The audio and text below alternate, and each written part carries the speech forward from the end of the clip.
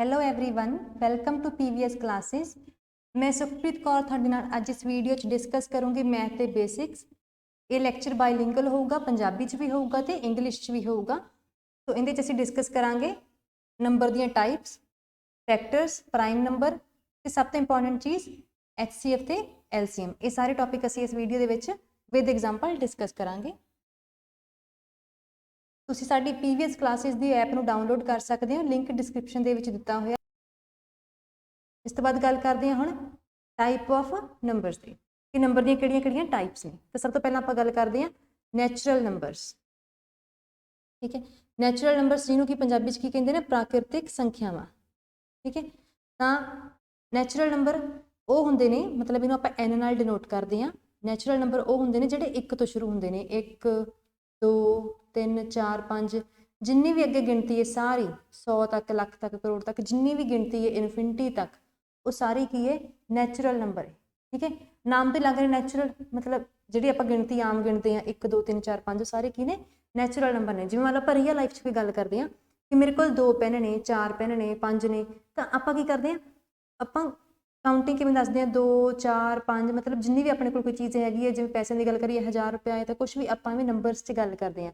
ਆਪਾਂ ਇਹਦੇ 'ਚ ਕੋਈ ਪਲੱਸ ਜਾਂ ਮਾਈਨਸ ਤਾਂ ਨਹੀਂ ਕਹਿ ਰਹੇ ਨਾ। ਠੀਕ ਹੈ, ਆਪਾਂ ਇਹ ਤਾਂ ਨਹੀਂ ਕਹਿ ਸਕਦੇ ਮੇਰੇ ਕੋਲ -2 ਪੈਨ ਆ। ਠੀਕ ਹੈ, ਤਾਂ ਨੈਚੁਰਲ ਨੰਬਰ ਕੀ ਹੁੰਦਾ ਵਾ, ਪੋਜ਼ਿਟਿਵ ਹੁੰਦੇ ਆ। ਜਿਵੇਂ ਆਪਾਂ ਆਮ ਲਾਈਫ ਦੇ ਵਿੱਚ ਨੰਬਰ ਆਪਾਂ ਯੂਜ਼ ਕਰਦੇ 1 ਤੋਂ ਸ਼ੁਰੂ ਹੁੰਦੇ ਆ, ਇਹ ਹੁੰਦੇ ਨੈਚੁਰਲ ਨੰਬਰ। ਠੀਕ ਹੈ, ਟਰਮਸ ਕਲੀਅਰ ਹੋਣੀਆਂ ਬਹੁਤ ਜ਼ਰੂਰੀ ਆ ਕਿ ਨੈਚੁਰਲ ਨੰਬਰ ਕਿਹੜੇ ਹੁੰਦੇ ਆ। ਠੀਕ ਹੈ, ਬੇਸਿਕਸ ਚੈਪਟਰ ਦਾ ਇਹੀ ਮਤਲਬ ਹੁੰਦਾ ਕਿ ਜੇ ਆਪਾਂ ਨੂੰ ਬੇਸਿਕਸ ਨਹੀਂ ਆਉਂਦੇ ਤਾਂ ਆਪਾਂ ਬਾਕੀ ਚੈਪਟਰ ਨਹੀਂ ਕਰ ਸਕਦੇ। ਠੀਕ ਹੈ, ਈਵਨ ਕਿ ਕੁਐਸਚਨਸ ਦੇ ਆਪਾਂ ਨੂੰ ਤਰੀਕੇ ਪਤਾ ਹੋਣਗੇ ਬਟ ਆਪਾਂ ਐਗਜ਼ੈਕਟ ਆਨਸਰ ਤੱਕ ਨਹੀਂ ਪਹੁੰਚ ਸਕਦੇ। ਤੇ ਇਹ ਆਬਜੈਕਟਿਵ ਪੇਪਰ ਹੁੰਦੇ ਆ, ਕੰਪੀਟੀਟਿਵ ਐਗਜ਼ਾਮ ਸਾਰੇ, ਉੱਥੇ ਸਾਨੂੰ ਆਨਸਰ ਪਤਾ ਹੋਣਾ ਜ਼ਰੂਰੀ ਹੈ, ਐਗਜ਼ੈਕਟ ਆਨਸਰ। ਸੋ ਬੇਸਿਕਸ ਨੂੰ ਪੂਰੇ ਧਿਆਨ ਨਾਲ ਕਰਨਾ ਹੈ ਤੇ ਬੇਸਿਕਸ ਦੀ ਪ੍ਰੈਕਟਿਸ ਵੀ ਕਰਨੀ ਹੈ। ਅੱਗੇ ਗੱਲ ਕਰਦੇ ਹਾਂ ਹੋਲ ਨੰਬਰ ਦੀ। ਤਾਂ ਦੇਖੋ ਹੋਲ ਨੰਬਰ ਮਤਲਬ ਪੂਰਨ, ਜਿਹ 'ਚ ਸਾਰੇ ਤਰ੍ਹਾਂ ਦੇ ਅੰਕ ਹੋਣ। ਦੇਖੋ ਹੋਲ ਦਾ ਮਤਲਬ ਵੀ ਕੀ ਹੁੰਦਾ ਵਾ ਪੰਜਾਬੀ 'ਚ, ਸਾਰੇ, ਜਿਹ 'ਚ ਸਾਰੇ ਤਰ੍ਹਾਂ ਦੀਆਂ ਸੰਖਿਆਵਾਂ ਹੁੰਦੀਆਂ ਹੋਲ ਨੰਬਰ। ਤਾਂ ਹੋਲ ਨੰਬਰ ਕਿੱਥੋਂ ਸ਼ੁਰੂ ਹੁੰਦੇ ਆ, ਤਾਂ ਦੇਖੋ ਜਿਹੜੇ ਨੈਚੁਰਲ ਨੰਬਰ ਸੀ ਉਹ 1 ਤੋਂ ਸ਼ੁਰੂ ਹੋ ਰਹੇ ਸੀ ਨਾ, ਤਾਂ ਹੋਲ ਨੰਬਰ 0 ਤੋਂ ਸ਼ੁਰੂ ਹੁੰਦੇ, ਇਹ 'ਚ 0 ਵੀ ਸ਼ਾਮਲ ਹੁੰਦੇ, 0 1 2 3 4 5, ਮਤਲਬ ਜਿੰਨੀਆਂ ਵੀ ਐਂਡਲੈਸ ਜਿੰਨੀਆਂ ਵੀ ਵੈਲਿਊਜ਼ ਆ ਇਨਫਿਨਿਟੀ ਤੱਕ, ਉਹ ਸਾਰੀਆਂ ਕੀ ਆ, ਹੋਲ ਨੰਬਰ ਆ 0 ਤੋਂ ਸ਼ੁਰੂ ਹੋ ਕੇ। ਤਾਂ ਕੀ ਡਿਫਰੈਂਸ ਆ, ਨੈਚੁਰਲ ਨੰਬਰ 1 ਤੋਂ ਸ਼ੁਰੂ ਹੁੰਦੇ ਆ ਤੇ ਹੋਲ ਨੰਬਰ 0 ਤੋਂ ਸ਼ੁਰੂ ਹੁੰਦੇ ਆ, ਬਸ ਇਹੀ ਫਰਕ ਆ। ਹੋਲ ਦੇ ਵਿੱਚ ਸਾਰੇ ਆ ਜਾਂਦੇ, ਮਤਲਬ ਹੋਲ ਦੇ ਵਿੱਚ 0 ਵੀ ਸ਼ਾਮਲ ਹੁੰਦੀ ਹੈ। ਤੇ ਧਿਆਨ ਨਾਲ ਯਾਦ ਰੱਖਣਾ ਕਿ ਹੋਲ ਨੰਬਰ ਦੇ ਵਿੱਚ 0 ਵੀ ਹੁੰਦੀ ਆ, ਸਾਰੇ ਤਰ੍ਹਾਂ ਦੇ ਅੰਕ ਹੁੰਦੇ ਆ, 0 ਵੀ ਹੁੰਦੀ ਹੈ ਮਤਲਬ। ਠੀਕ ਹੈ, ਅੱਗੇ ਗੱਲ ਕਰਦੇ ਆ ਇੰਟੀਜਰਸ ਦੀ, ਜਿਨ੍ਹਾਂ ਨੂੰ ਕੀ ਕਹਿੰਦੇ ਨੇ, ਸੰਪੂਰਨ ਅੰਕ ਕਹਿੰਦੇ ਨੇ। ਠੀਕ ਹੈ, ਸੰਪੂਰਨ ਦੇ ਵਿੱਚ ਹੁਣ ਸਾਰੇ ਤਰ੍ਹਾਂ ਦੇ ਅੰਕ ਹੋਣਗੇ, ਪੋਜ਼ਿਟਿਵ ਵੀ ਹੋਣਗੇ, ਨੈਗੇਟਿਵ ਵੀ ਹੋਣਗੇ। ਦੇਖੋ ਹੁਣ ਤਾਂ ਆਪਾਂ ਨੈਚੁਰਲ ਨੰਬਰ ਕੀਤੇ ਸੀਗੇ, ਉਹਨਾਂ 'ਚ ਕੀ ਸੀਗਾ, ਸਿਰਫ ਪੋਜ਼ਿਟਿਵ ਵੈਲਿਊ ਸੀ, ਨੈਗੇਟਿਵ ਵੈਲਿਊਜ਼ ਹੈ ਨਹੀਂ ਸੀ। ਤਾਂ ਇੰਟੀਜਰ ਦੇ ਵਿੱਚ ਕੀ ਹੈ, ਨੈਗੇਟਿਵ ਵੈਲਿਊਜ਼ ਵੀ ਹੋਣਗੀਆਂ। ਠੀਕ ਹੈ, ਤਾਂ ਸਾਰੇ ਤਰ੍ਹਾਂ ਦੀਆਂ ਵੈਲਿਊਜ਼ ਹੋਣਗੀਆਂ। ਜਿਵੇਂ ਗ੍ਰਾਫ ਹੁੰਦਾ ਵਾ, ਗ੍ਰਾਫ ਕਿਵੇਂ ਹੁੰਦਾ ਵਾ, ਸੈਂਟਰ ਦੇ ਵਿੱਚ ਕੀ ਹੁੰਦੀ ਆ, 0, ਇੱਧਰ ਵੈਲਿਊਜ਼ ਹੁੰਦੀਆਂ 1 2 3 4, ਇਵੇਂ ਕਰਕੇ ਐਂਡਲੈਸ ਇਹ ਵੈਲਿਊਜ਼ ਚੱਲਦੀਆਂ ਜਾਂਦੀਆਂ। ਠੀਕ ਹੈ, ਪਲੱਸ ਦੇ ਵਿੱਚ ਹੁੰਦੀਆਂ ਸਾਰੀਆਂ ਵੈਲਿਊਜ਼। ਦੇਖੋ ਜਿਹੜੀ ਵੈਲਿਊ ਦਾ ਅੱਗੇ ਕੁਛ ਨਹੀਂ ਲਿਖਿਆ ਹੁੰਦਾ ਉਹ ਪਲੱਸ ਤੇ ਹੁੰਦੀ ਹੈ। ਜਿਵੇਂ ਮੰਨ ਲਓ ਆਪਾਂ ਨੂੰ ਕੋਈ ਕਹੇ ਆ ਕੀ ਲਿਖਿਆ ਹੈ, 12 15 18, ਇਹਨਾਂ ਦੇ ਅੱਗੇ ਕੋਈ ਸਾਈਨ ਨਹੀਂ ਨਾ ਪਾਇਆ, ਮਤਲਬ ਇਹ ਸਾਰੀਆਂ ਵੈਲਿਊਜ਼ ਕੀ ਨੇ, ਪਲੱਸ ਦੀਆਂ ਹੀ ਨੇ। ਠੀਕ ਹੈ, ਇੱਧਰ ਕਿਹੜੀਆਂ ਵੈਲਿਊਜ਼ ਹੋਣਗੀਆਂ, ਮਾਈਨਸ ਦੀਆਂ, -1 -2 -3 -4, ਇਵੇਂ ਕਰਕੇ ਐਂਡਲੈਸ ਹੀ ਇਨਫਿਨਿਟੀ ਤੱਕ ਸਾਰੀਆਂ ਮਾਈਨਸ ਵਾਲੀਆਂ ਵੈਲਿਊ। ਤਾਂ ਇੰਟੀਜਰ ਦੇ ਵਿੱਚ ਕੀ ਕੀ ਹੁੰਦਾ ਵਾ, ਦੇਖੋ ਸੈਂਟਰ ਦੇ ਵਿੱਚ ਕੀ ਹੈ, ਆਪਾਂ ਜਿਵੇਂ ਦੇਖਿਆ ਕੀ ਹੁੰਦਾ, 0 ਹੁੰਦਾ ਵਾ। ਇੱਧਰ ਆਪਾਂ ਦੇਖੀਏ ਕੀ ਹੁੰਦੀਆਂ ਵਾ, ਪੋਜ਼ਿਟਿਵ ਵੈਲਿਊਜ਼। ਠੀਕ ਹੈ, ਤੇ ਇੱਧਰ ਲੈਫਟ ਹੈਂਡ ਸਾਈਡ ਤੇ ਖੱਬੇ ਪਾਸੇ ਕੀ ਹੁੰਦੀਆਂ ਵਾ, ਨੈਗੇਟਿਵ ਵੈਲਿਊਜ਼। ਤਾਂ ਇੰਟੀਜਰ ਕੀ ਹੁੰਦਾ ਵਾ, ਜਿਹ 'ਚ ਪੋਜ਼ਿਟਿਵ, ਨੈਗੇਟਿਵ ਤੇ 0 ਸਾਰੇ ਤਰ੍ਹਾਂ ਦੀਆਂ ਵੈਲਿਊਜ਼ ਸ਼ਾਮਿਲ ਹੁੰਦੀਆਂ। ਉਹ ਹੁੰਦੇ ਸੰਪੂਰਨ ਅੰਕ, ਜਿਹਦੇ 'ਚ ਕਿਸੇ ਤਰ੍ਹਾਂ ਦੇ ਕੋਈ ਅੰਕ ਨਹੀਂ ਬਾਕੀ, ਸਾਰੇ ਆ ਗਏ, ਸੰਪੂਰਨ ਹੋ ਗਿਆ, ਪੂਰਾ ਹੋ ਗਿਆ। ਠੀਕ ਹੈ, ਤਾਂ ਇੰਟੀਜਰਸ ਦੇ ਵਿੱਚ ਕੀ ਹੁੰਦਾ, ਪੋਜ਼ਿਟਿਵ, ਨੈਗੇਟਿਵ ਤੇ 0 ਸਾਰੇ ਤਰ੍ਹਾਂ ਦੀਆਂ ਵੈਲਿਊਜ਼ ਹੁੰਦੀਆਂ ਨੇ। ਅੱਗੇ ਆਪਾਂ ਗੱਲ ਕਰਦੇ ਹਾਂ ਰੈਸ਼ਨਲ ਨੰਬਰ ਦੀ, ਜਿਹਨੂੰ ਪੰਜਾਬੀ 'ਚ ਪਰਮੇਯ ਸੰਖਿਆ ਕਹਿੰਦੇ ਆ। ਠੀਕ ਹੈ, ਤਾਂ ਰੈਸ਼ਨਲ ਨੰਬਰ ਦੇਖੋ ਕਿੱਥੋਂ ਬਣਿਆ ਵਾ, ਰੇਸ਼ੋ ਵਰਡ ਤੋਂ, ਰੇਸ਼ੋ। ਠੀਕ ਹੈ, ਤਾਂ ਹੁਣ ਇੰਗਲਿਸ਼ ਦੇ ਵਿੱਚ ਪਰਮੇਯ ਸੰਖਿਆ ਨੂੰ ਰੈਸ਼ਨਲ ਨੰਬਰ ਕਹਿੰਦੇ, ਜਿਹੜੀ ਬਣੀ ਹੈ ਰੇਸ਼ੋ ਤੋਂ, ਮਤਲਬ ਜਿਹ 'ਚ ਕੋਈ ਵੈਲਿਊ ਬਟਿਆਂ 'ਚ ਹੋਵੇ, ਜਿਵੇਂ 4/5 7/8। ਠੀਕ ਹੈ, 9/5, ਇਹ ਸਾਰੀਆਂ ਕੀ ਨੇ, ਬਟਿਆਂ 'ਚ ਨੇ, ਮਤਲਬ ਇਹ ਸਾਰੀਆਂ ਵੈਲਿਊਜ਼ ਕੀ ਨੇ, ਰੈਸ਼ਨਲ ਨੇ। ਮੈਥ ਦੀ ਬੁੱਕ ਦੇ ਵਿੱਚ ਡੈਫੀਨੇਸ਼ਨ ਲਿਖੀ ਹੁੰਦੀ ਆ, ਕੋਈ ਵੀ ਵੈਲਿਊ ਜਿਹਨੂੰ ਆਪਾਂ x/y ਜਾਂ ਕਹਿ ਲਓ p/q ਦੀ ਫਾਰਮ 'ਚ ਲਿਖ ਸਕਦੇ ਹਾਂ, ਉਹ ਕੀ ਹੁੰਦੀ ਆ, ਰੈਸ਼ਨਲ ਨੰਬਰ ਹੁੰਦੀ ਆ।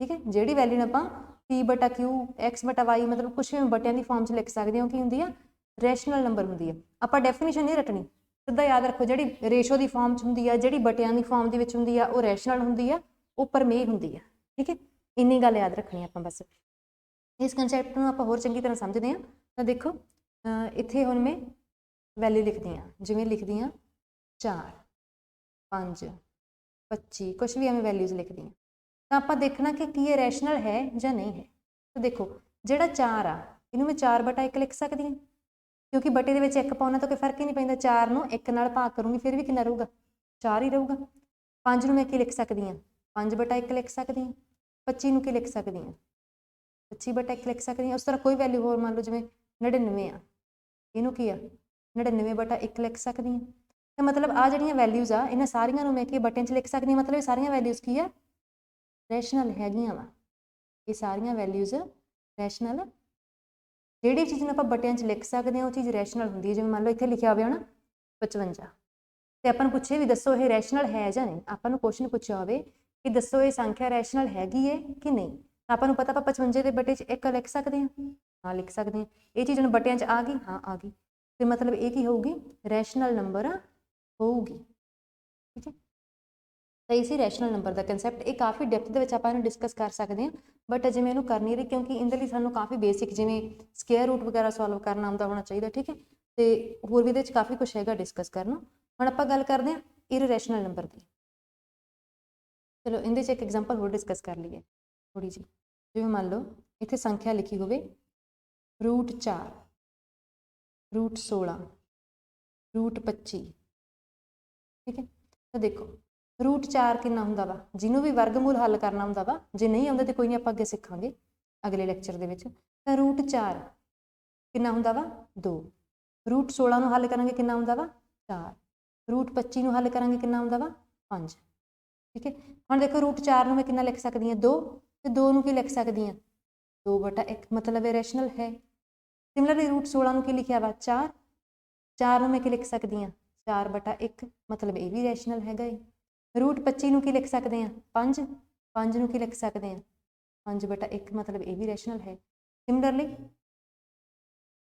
√81 √81 ਨੂੰ ਕੀ ਲਿਖ ਸਕਦੀ ਹਾਂ 9 9 ਨੂੰ ਕੀ ਲਿਖ ਸਕਦੀ ਹਾਂ 9/1 ਮਤਲਬ ਇਹ ਵੀ ਰੈਸ਼ਨਲ ਹੈ ਠੀਕ ਹੈ ਤਾਂ ਇਵੇਂ ਵੀ ਆਪਾਂ ਇੱਕ ਰੈਸ਼ਨਲ ਟਰਮਸ ਨੂੰ ਚੈੱਕ ਕਰੀਦਾ ਵਾ ਬਾਕੀ ਇਹਨੂੰ ਆਪਾਂ ਜਦੋਂ ਆਪਾਂ ਵਰਗਮੂਲ ਹੱਲ ਕਰਾਂਗੇ ਮਤਲਬ ਸਕੁਅਰ ਰੂਟ ਸੋਲਵ ਕਰਾਂਗੇ ਉਦੋਂ ਆਪਾਂ ਇਸ ਟੌਪਿਕ ਨੂੰ ਦੁਬਾਰਾ ਫਿਰ ਡਿਸਕਸ ਕਰਾਂਗੇ ਠੀਕ ਹੈ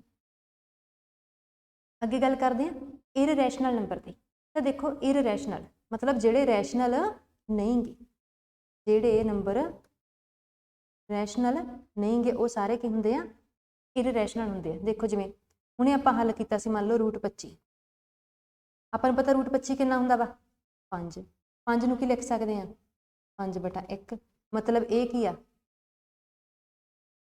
ਰੈਸ਼ਨਲ ਨੰਬਰ ਹੈਗਾ ਹੈ ਠੀਕ ਹੈ ਉਸ ਤਰ੍ਹਾਂ ਆਪਾਂ ਲਿਖਦੇ ਹਾਂ √26 ਇਹ ਕਿੰਨਾ ਆਊਗਾ 5 ਪੁਆਇੰਟ ਸਮਥਿੰਗ ਆਊਗਾ ਕੁਝ ਪੁਆਇੰਟਾਂ 'ਚ ਆ ਜਾਊਗਾ ਠੀਕ ਹੈ ਮਤਲਬ ਇਹਨੂੰ ਆਪਾਂ ਬਟਿਆਂ 'ਚ ਨਹੀਂ ਲਿਖ ਸਕਦੇ ਮਤਲਬ ਇਹ ਕੀ ਆ ਇਰਰੈਸ਼ਨਲ ਆ ਤਾਂ ਸਿੱਧੀ ਜੀ ਗੱਲ ਆ ਜਿਹੜੀ ਚੀਜ਼ ਨੂੰ ਆਪਾਂ ਬਟਿਆਂ 'ਚ ਨਹੀਂ ਲਿਖ ਸਕਦੇ ਜਿਹਨੂੰ ਆਪਾਂ ਬਟਿਆਂ 'ਚ ਨਹੀਂ ਲਿਖ ਸਕਦੇ ਉਹ ਕੀ ਹੁੰਦਾ ਵਾ ਇਰਰੈਸ਼ਨਲ ਹੁੰਦਾ ਵਾ ਜਿਹਦਾ ਸਕੁਅਰ ਰੂਟ ਸੋਲਵ ਨਹੀਂ ਹੁੰਦਾ ਉਹ ਵੀ ਕੀ ਹੁੰਦਾ ਵਾ ਇਰਰੈਸ਼ਨਲ ਹੁੰਦਾ ਠੀਕ ਹੈ ਜਿਹਦਾ ਵੀ ਐਵੇਂ ਸਕੁਅਰ ਰੂਟ ਹੱਲ ਕਰਕੇ ਆਨਸਰ ਪੁਆਇੰਟਾਂ 'ਚ ਆਉਂਦਾ ਜਿਵੇਂ ਦੇਖੋ √82 ਲਿਖਾਂ ਤਾਂ ਇਹਦਾ ਆਨਸਰ ਕਿੰਨਾ ਆਊਗਾ 9 ਪੁਆਇੰਟ ਸਮਥਿੰਗ ਠੀਕ ਹੈ ਤਾਂ ਇਹ ਕੀ ਪੁਆਇੰਟਾਂ 'ਚ ਆ ਗਿਆ ਮਤਲਬ ਇਹਨੂੰ ਮੈਂ ਬਟਿਆਂ 'ਚ ਨਹੀਂ ਲਿਖ ਸਕਦੀ ਇਹਦਾ ਮਤਲਬ ਇਹ ਨੰਬਰ ਕੀ ਆ ਇਰਰੈਸ਼ਨਲ ਆ ਠੀਕ ਹੈ ਇਹ ਚੀਜ਼ ਧਿਆਨ 'ਚ ਰੱਖਣਾ ਅੱਗੇ ਗੱਲ ਕਰਦੇ ਹਾਂ ਈਵਨ ਤੇ ਔਡ ਠੀਕ ਹੈ ਤੁਸੀਂ ਕਿਸੇ ਇੱਕ ਨੂੰ ਯਾਦ ਰੱਖਣਾ ਵਾ ਜਾਂ ਤਾਂ ਈਵਨ ਨੂੰ ਯਾਦ ਰੱਖ ਲਓ ਜਾਂ ਔਡ ਨੂੰ ਠੀਕ ਹੈ ਜਿਹੜੀਆਂ ਸੰਖਿਆਵਾਂ ਈਵਨ ਹੁੰਦੀਆਂ ਵਾ ਹਨਾ ਉਹਨਾਂ ਨੂੰ ਛੱਡ ਕੇ ਬਾਕੀ ਸਾਰੀਆਂ ਕੀ ਹੁੰਦੀਆਂ ਔਡ ਹੁੰਦੀਆਂ ਵਾ ਤਾਂ ਦੇਖੋ ਪਹਿਲਾਂ ਪੰਜਾਬੀ 'ਚ ਵੀ ਨਾਮ ਯਾਦ ਰੱਖਣੇ ਨੇ ਜਿਹੜਾ ਵੀ ਤੁਹਾਡਾ ਮੀਡੀਅਮ ਹੈਗਾ ਤੁਸੀਂ ਉਹਦੇ 'ਚ ਆਪਣਾ ਨਾਮ ਯਾਦ ਰੱਖਣਾ ਹੁੰਦਾ ਠੀਕ ਹੈ ਤਾਂ ਈਵਨ ਨੰਬਰ ਨੂੰ ਪੰਜਾਬੀ 'ਚ ਕੀ ਕਹਿੰਦੇ ਆ ਜਿਸਤ ਸੰਖਿਆ ਕਹਿੰਦੇ ਆ ਔਡ ਨੰਬਰ ਨੂੰ ਪੰਜਾਬੀ 'ਚ ਟਾਂਕ ਸੰਖਿਆ ਕਹਿੰਦੇ ਆ ਠੀਕ ਹੈ ਹੁਣ ਦੇਖੋ ਸਿੰਪਲ ਲੌਜਿਕ ਆ ਜਿਹੜਾ ਯਾਦ ਰੱਖਣਾ ਜਿਹੜੀ ਵੀ ਸੰਖਿਆ 2 ਨਾਲ ਡਿਵਾਈਡ ਹੁੰਦੀ ਆ ਜਿਹੜੀ ਵੀ 2 ਨਾਲ ਡਿਵਾਈਡ ਹੋ ਸਕਦੀ ਆ ਉਹ ਸਾਰੀਆਂ ਸੰਖਿਆਵਾਂ ਕੀ ਆ ਜਿਸਤ ਜਾਂ ਕਹਿ ਲਓ ਜਿਹੜੀਆਂ 2 ਦੇ ਪਹਾੜੇ 'ਚ ਆਉਂਦੀਆਂ 2 ਦੇ ਟੇਬਲ 'ਚ ਆਉਂਦੀਆਂ ਉਹ ਸਾਰੀਆਂ ਕੀ ਆ ਜਿਸਤ ਆ ਠੀਕ ਹੈ ਬਸ ਇੰਨੀ ਗੱਲ ਯਾਦ ਰੱਖਣੀ ਤੇ ਬਾਕੀ ਸਾਰੀਆਂ ਫਿਰ ਕੀ ਹੋਈਆਂ ਔਡ ਹੁਣ ਦੇਖੋ 2 ਦੇ ਟੇਬਲ 'ਚ ਕੀ ਹੁੰਦਾ ਵਾ 2 ਏਕਮ 2 2 दूनी 4, 2 तीए 6, 4 दूनी 8, 5 दूनी 10, फिर अगे की होंदा वा 12, 14, 16, 18, 20, 22, 24, 26 इवें करके एंडलैस ही वैल्यूज ਜਿਹੜੀਆਂ 2 ਦੇ ਟੇਬਲ 'ਚ ਹੁੰਦੀਆਂ। ਇਹ ਸਾਰੀਆਂ ਸੰਖਿਆਵਾਂ ਕੀ ਆ, ਜਿਸ ਤੇ ਆ, ਇਹ ਸਾਰੀਆਂ ਕੀ ਆ, ਈਵਨ ਆ। ਠੀਕ ਹੈ, ਫਿਰ ਜਿਹੜੀਆਂ 2 ਦੇ ਪਹਾੜੇ 'ਚ ਨਹੀਂ ਆਉਂਦੀਆਂ ਕਿਹੜੀਆਂ ਕਿਹੜੀਆਂ, ਉਹੀ 1, 3, 5, ਠੀਕ ਹੈ, 7, 9, ਇਹ ਸਾਰੀਆਂ ਕੀ ਨੇ, ਔਡ ਨੇ, ਟਾਂਕ ਨੇ। ਜਿਹੜੀਆਂ 2 ਦੇ ਪਹਾੜੇ 'ਚ ਨਹੀਂ ਹੁੰਦੀਆਂ ਉਹ ਔਡ ਹੁੰਦੀਆਂ, ਜਿਹੜੀਆਂ 2 ਦੇ ਪਹਾੜੇ 'ਚ ਹੁੰਦੀਆਂ ਵਾ ਉਹ ਈਵਨ ਹੁੰਦੀਆਂ। ਜਿਵੇਂ ਮੰਨ ਲਓ ਆਪਾਂ ਐਗਜ਼ਾਮਪਲ ਦੇ ਆਪਾਂ ਨੂੰ ਕੋਈ ਪੁੱਛ ਲਵੇ ਕਿ ਦੱਸੋ ਜਿਹੜਾ 246 ਆ ਉਹ ਜਿਸ ਤਾਂ ਕਿ ਟਾਂਕ ਆ, ਉਹ ਈਵਨ ਆ ਕਿ ਔਡ ਆ। ਆਪਾਂ ਨੂੰ 246 ਬਾਰੇ ਪੁੱਛ ਲੈਣ ਤਾਂ ਕੀ ਕਰਨਾ ਵਾ, 246 ਨੂੰ 2 ਨਾਲ ਡਿਵਾਈਡ ਕਰਕੇ ਦੇਖ ਲੈਣਾ ਵਾ। ਜੇ ਪੂਰਾ ਪੂਰਾ ਡਿਵਾਈਡ ਹੋ ਗਿਆ ਇਹ ਤਾਂ ਮਤਲਬ ਇਹ ਕੀ ਹੈ, ਫਿਰ ਇਹ ਡਿਵਾਈਡ ਹੋ ਗਿਆ ਨਾ ਪੂਰਾ ਪੂਰਾ, 0 ਬਾਕੀ ਬਚਿਆ। ਤਾਂ ਦੇਖੋ 246 ਕੀ ਆ, 2 ਨਾਲ ਡਿਵਾਈਡ ਹੋ ਰਿਹਾ ਵਾ, ਇਹਦਾ ਮਤਲਬ 246 ਕੀ ਆ, ਜਿਸ ਤੇ ਆ, 246 ਕੀ ਆ, ਈਵਨ ਆ। ਇਵੇਂ ਕਰਕੇ ਆਪਾਂ ਨੂੰ ਈਵਨ ਔਡ ਪੁੱਛਦੇ ਆ। ਠੀਕ ਹੈ, ਈਵਨ ਔਡ ਨੂੰ ਚੰਗੀ ਤਰ੍ਹਾਂ ਯਾਦ ਰੱਖਣਾ। ਜਿੰਨੇ ਵੀ ਨੰਬਰ ਦੀਆਂ ਟਾਈਪਸ ਦੱਸੀਆਂ ਮੈਂ, ਹਰੇਕ ਟਾਈਪ ਬਾਰੇ ਕਲੀਅਰਲੀ ਪਤਾ ਹੋਵੇ ਕਿ ਪੁੱਛੇ ਇੰਟੀਜਰ ਕੀ ਹੁੰਦਾ, ਤੇ ਪਤਾ ਹੋਣਾ ਚਾਹੀਦਾ ਕਿ ਜਿਸ 'ਚ ਪੋਜ਼ਿਟਿਵ, ਨੈਗੇਟਿਵ ਤੇ 0 ਹਰ ਤਰ੍ਹਾਂ ਦੀਆਂ ਵੈਲਿਊਜ਼ ਹੁੰਦੀਆਂ, ਉਹ ਕੀ ਹੁੰਦਾ, ਇੰਟੀਜਰ ਹੁੰਦਾ। ਠੀਕ ਹੈ, ਉਹ ਹੁੰਦਾ ਸੰਪੂਰਨ ਸੰਖਿਆ ਹੁੰਦੀ ਆ ਉਹ ਇੰਟੀਜਰ। ਹੁਣ ਅੱਗੇ ਗੱਲ ਕਰਦੇ ਹਾਂ ਫੈਕਟਰਸ ਦੀ, ਮਤਲਬ ਗੁਣਨਖੰਡ ਦੀ। ਠੀਕ ਹੈ, ਤਾਂ ਮਤਲਬ ਕੀ ਬਣਦਾ ਗੁਣਨਖੰਡ ਦਾ, ਕਿ ਚੀਜ਼ ਕਾਹਦੇ ਤੋਂ ਗੁਣਾ ਹੋ ਕੇ ਬਣੀ ਆ। ਠੀਕ ਹੈ, ਉਹਦੇ ਹਿੱਸੇ ਕਿਹੜੇ ਨੇ ਅੱਗੇ ਜਿਨ੍ਹਾਂ ਤੋਂ ਉਹ ਬਣੀ ਆ। ਠੀਕ ਹੈ, ਕਿੰਨਾ ਤੋਂ ਮਲਟੀਪਲਾਈ ਹੋ ਕੇ ਬਣੀ ਆ, ਕਿੰਨਾ ਤੋਂ ਗੁਣਾ ਹੋ ਕੇ ਬਣੀ ਆ। ਫੈਕਟਰਸ ਮਤਲਬ ਉਹ ਚੀਜ਼ ਨੂੰ ਛੋਟੇ ਛੋਟੇ ਟੁਕੜਿਆਂ 'ਚ ਡਿਵਾਈਡ ਕਰਨ। ਫੈਕਟਰ ਕੀ ਹੁੰਦਾ, ਟੁਕੜਾ ਹੁੰਦਾ। ਖੰਡ ਦਾ ਮਤਲਬ ਵੀ ਕੀ ਹੁੰਦਾ ਵਾ, ਟੁਕੜਾ ਹੁੰਦਾ ਵਾ। ਸੋ ਵੈਲਿਊ ਨੂੰ ਛੋਟੇ ਛੋਟੇ ਹਿੱਸਿਆਂ ਦੇ ਵਿੱਚ ਆਪਾਂ ਡਿਵਾਈਡ ਕਰਨਾ ਹੁੰਦਾ। ਤਾਂ ਦੇਖੋ ਜਿਵੇਂ ਕੋਈ ਵੀ ਵੈਲਿਊ ਆ, ਜਿਵੇਂ ਸਪੋਜ਼ ਦੈਟ 4 ਆ, ਇਹਨੂੰ ਆਪਾਂ ਕੀ ਲਿਖ ਸਕਦੇ ਹਾਂ, 4 ਏਕਮ 4। ਹੋਰ ਆਪਾਂ ਇਹਨੂੰ ਕੀ ਲਿਖ ਸਕਦੇ ਹਾਂ, 2 ਦੂਣੀ 4। ਮਤਲਬ ਇਹ ਦੋਵੇਂ ਦੇ ਕੀ ਹੋ ਗਏ, ਗੁਣਨਖੰਡ ਹੋ ਗਏ। ਠੀਕ ਹੈ, ਸਿਮਿਲਰਲੀ ਆਪਾਂ ਸ਼ੁਰੂ ਕਰਦੇ ਹਾਂ 2 ਤੋਂ, 2 ਏਕਮ 2। ਹੋਰ ਤਾਂ ਕੁਛ ਨਹੀਂ ਬਣ ਸਕਦਾ। 3 ਦਾ ਕੀ ਬਣ ਸਕਦਾ, 3 ਏਕਮ 3। 4 ਦਾ ਆਪਾਂ ਕਰ ਲਿਆ 4 ਏਕਮ 4, ਜਾਂ ਫਿਰ 2 ਦੂਣੀ 4। 5 ਦਾ ਕੀ ਬਣ ਸਕਦਾ ਵਾ, 5 ਏਕਮ 5। 6 ਦਾ ਕੀ ਬਣ ਸਕਦਾ ਵਾ, 3 ਦੂਣੀ 6, ਜਾਂ ਫਿਰ 2 ਤੀਏ 6। ਦੋਵੇਂ ਇੱਕੋ ਹੀ ਗੱਲ ਆ, 2 ਤੀਏ 6 ਹੈ ਨਾ, ਦੋਵੇਂ ਇੱਕੋ ਹੀ ਚੀਜ਼ ਆ, ਬਸ ਅੱਗੇ ਪਿੱਛੇ ਕਰਕੇ ਲਿਖੀ ਹੋਈ ਆ। ਜਾਂ ਫਿਰ 6 ਏਕਮ 6। 7 ਦਾ ਕੀ ਬਣ ਸਕਦਾ ਵਾ, 7 ਏਕਮ 7। ਅੱਗੇ ਦੇਖਦੇ ਹਾਂ 8 ਦਾ। 8 ਦਾ ਕੀ ਬਣ ਸਕਦਾ, 8 ਏਕਮ 8। ਹੋਰ ਕੀ ਬਣ ਸਕਦਾ ਵਾ, 4 ਦੂਣੀ 8। ਤੇ ਇਸ ਤੋਂ ਇਲਾਵਾ ਹੋਰ ਕੀ ਬਣ ਸਕਦਾ, ਇਸ ਤੋਂ ਇਲਾਵਾ ਬਣ ਸਕਦਾ 4 ਨੂੰ ਆਪਾਂ ਹੋਰ ਹਿੱਸਿਆਂ 'ਚ ਵੰਡ ਲਈ। 4 ਨੂੰ ਆਪਾਂ ਕੀ ਲਿਖ ਸਕਦੇ ਹਾਂ, 2 ਦੂਣੀ 4, ਤੇ ਆਹ ਵਾਲਾ 2 ਨਾਲ ਉਵੇਂ ਹੀ ਗੁਣਾ 'ਚ, ਇੱਥੇ ਗੁਣਾ ਹੋ ਰਿਹਾ ਸੀ ਨਾ, ਇੱਥੇ ਵੀ ਗੁਣਾ ਹੀ ਕਰਨਾ। ਹੋਰ ਅੱਗੇ ਦੇਖਦੇ ਹਾਂ 9 ਦਾ। 9 ਨੂੰ ਕੀ ਲਿਖਾਂਗੇ, 3 ਤੀਏ 9। ਅੱਗੇ ਕੁਛ ਨਹੀਂ ਬਣ ਸਕਦਾ। ਇਸ ਤੋਂ ਇਲਾਵਾ ਬਣ ਸਕਦਾ 9 ਏਕਮ 9। ਠੀਕ ਹੈ, 3 ਤੇ ਗਾਂ ਹਿੱਸੇ ਨਹੀਂ ਬਣਦੇ, ਕਿਉਂਕਿ 3 ਨੂੰ ਆਪਾਂ ਕੀ ਲਿਖਾਂਗੇ, 3 ਨੂੰ ਆਪਾਂ ਕੀ ਲਿਖ ਸਕਦੇ ਹਾਂ, ਦੇਖੋ ਇੱਥੇ ਆਪਾਂ ਦੇਖੇ ਸੀ 3 ਨੂੰ ਕੀ ਲਿਖ ਸਕਦੇ ਹਾਂ, 3 ਗੁਣਾ 1। 1 ਨਾਲ ਗੁਣਾ ਕਰਨ 'ਤੇ ਕੋਈ ਫਰਕ ਨਹੀਂ ਪੈਂਦਾ, ਸੋ 1 ਵਾਲੇ ਨੂੰ ਆਪਾਂ ਇਗਨੋਰ ਕਰ ਸਕਦੇ ਹਾਂ। ਅੱਗੇ ਦੇਖੋ 10। 10 ਨੂੰ ਆਪਾਂ ਕੀ ਲਿਖ ਸਕਦੇ ਹਾਂ, 10 ਏਕਮ 10। 5 ਦੂਣੀ 10। ਠੀਕ ਹੈ, ਅੱਗੇ 5 ਦੇ ਕੋਈ ਹਿੱਸੇ ਬਣਦੇ ਆ, ਨਹੀਂ। 5 ਕੀ ਹੁੰਦਾ, ਸਿਰਫ 5 ਏਕਮ 5 ਹੁੰਦਾ। 2 ਦੇ ਕੋਈ ਹਿੱਸੇ ਬਣਦੇ ਆ, ਨਹੀਂ, ਕਿਉਂਕਿ 2 ਕੀ ਹੁੰਦਾ, ਸਿਰਫ 2 ਏਕਮ 2 ਹੁੰਦਾ। ਤੇ 1 ਨਾਲ ਗੁਣਾ ਕਰਨ 'ਤੇ ਤਾਂ ਕੋਈ ਫਰਕ ਪੈਂਦਾ ਹੀ ਨਹੀਂ। ਅੱਗੇ ਦੇਖਦੇ ਹਾਂ 11 ਦੀ। 11 ਦੇ ਕੀ ਬਣਦੇ ਆ, 11 ਏਕਮ 11। ਹੋਰ ਕਿਸੇ ਦੇ ਪਹਾੜੇ 'ਚ 11 ਨਹੀਂ ਆ ਰਿਹਾ।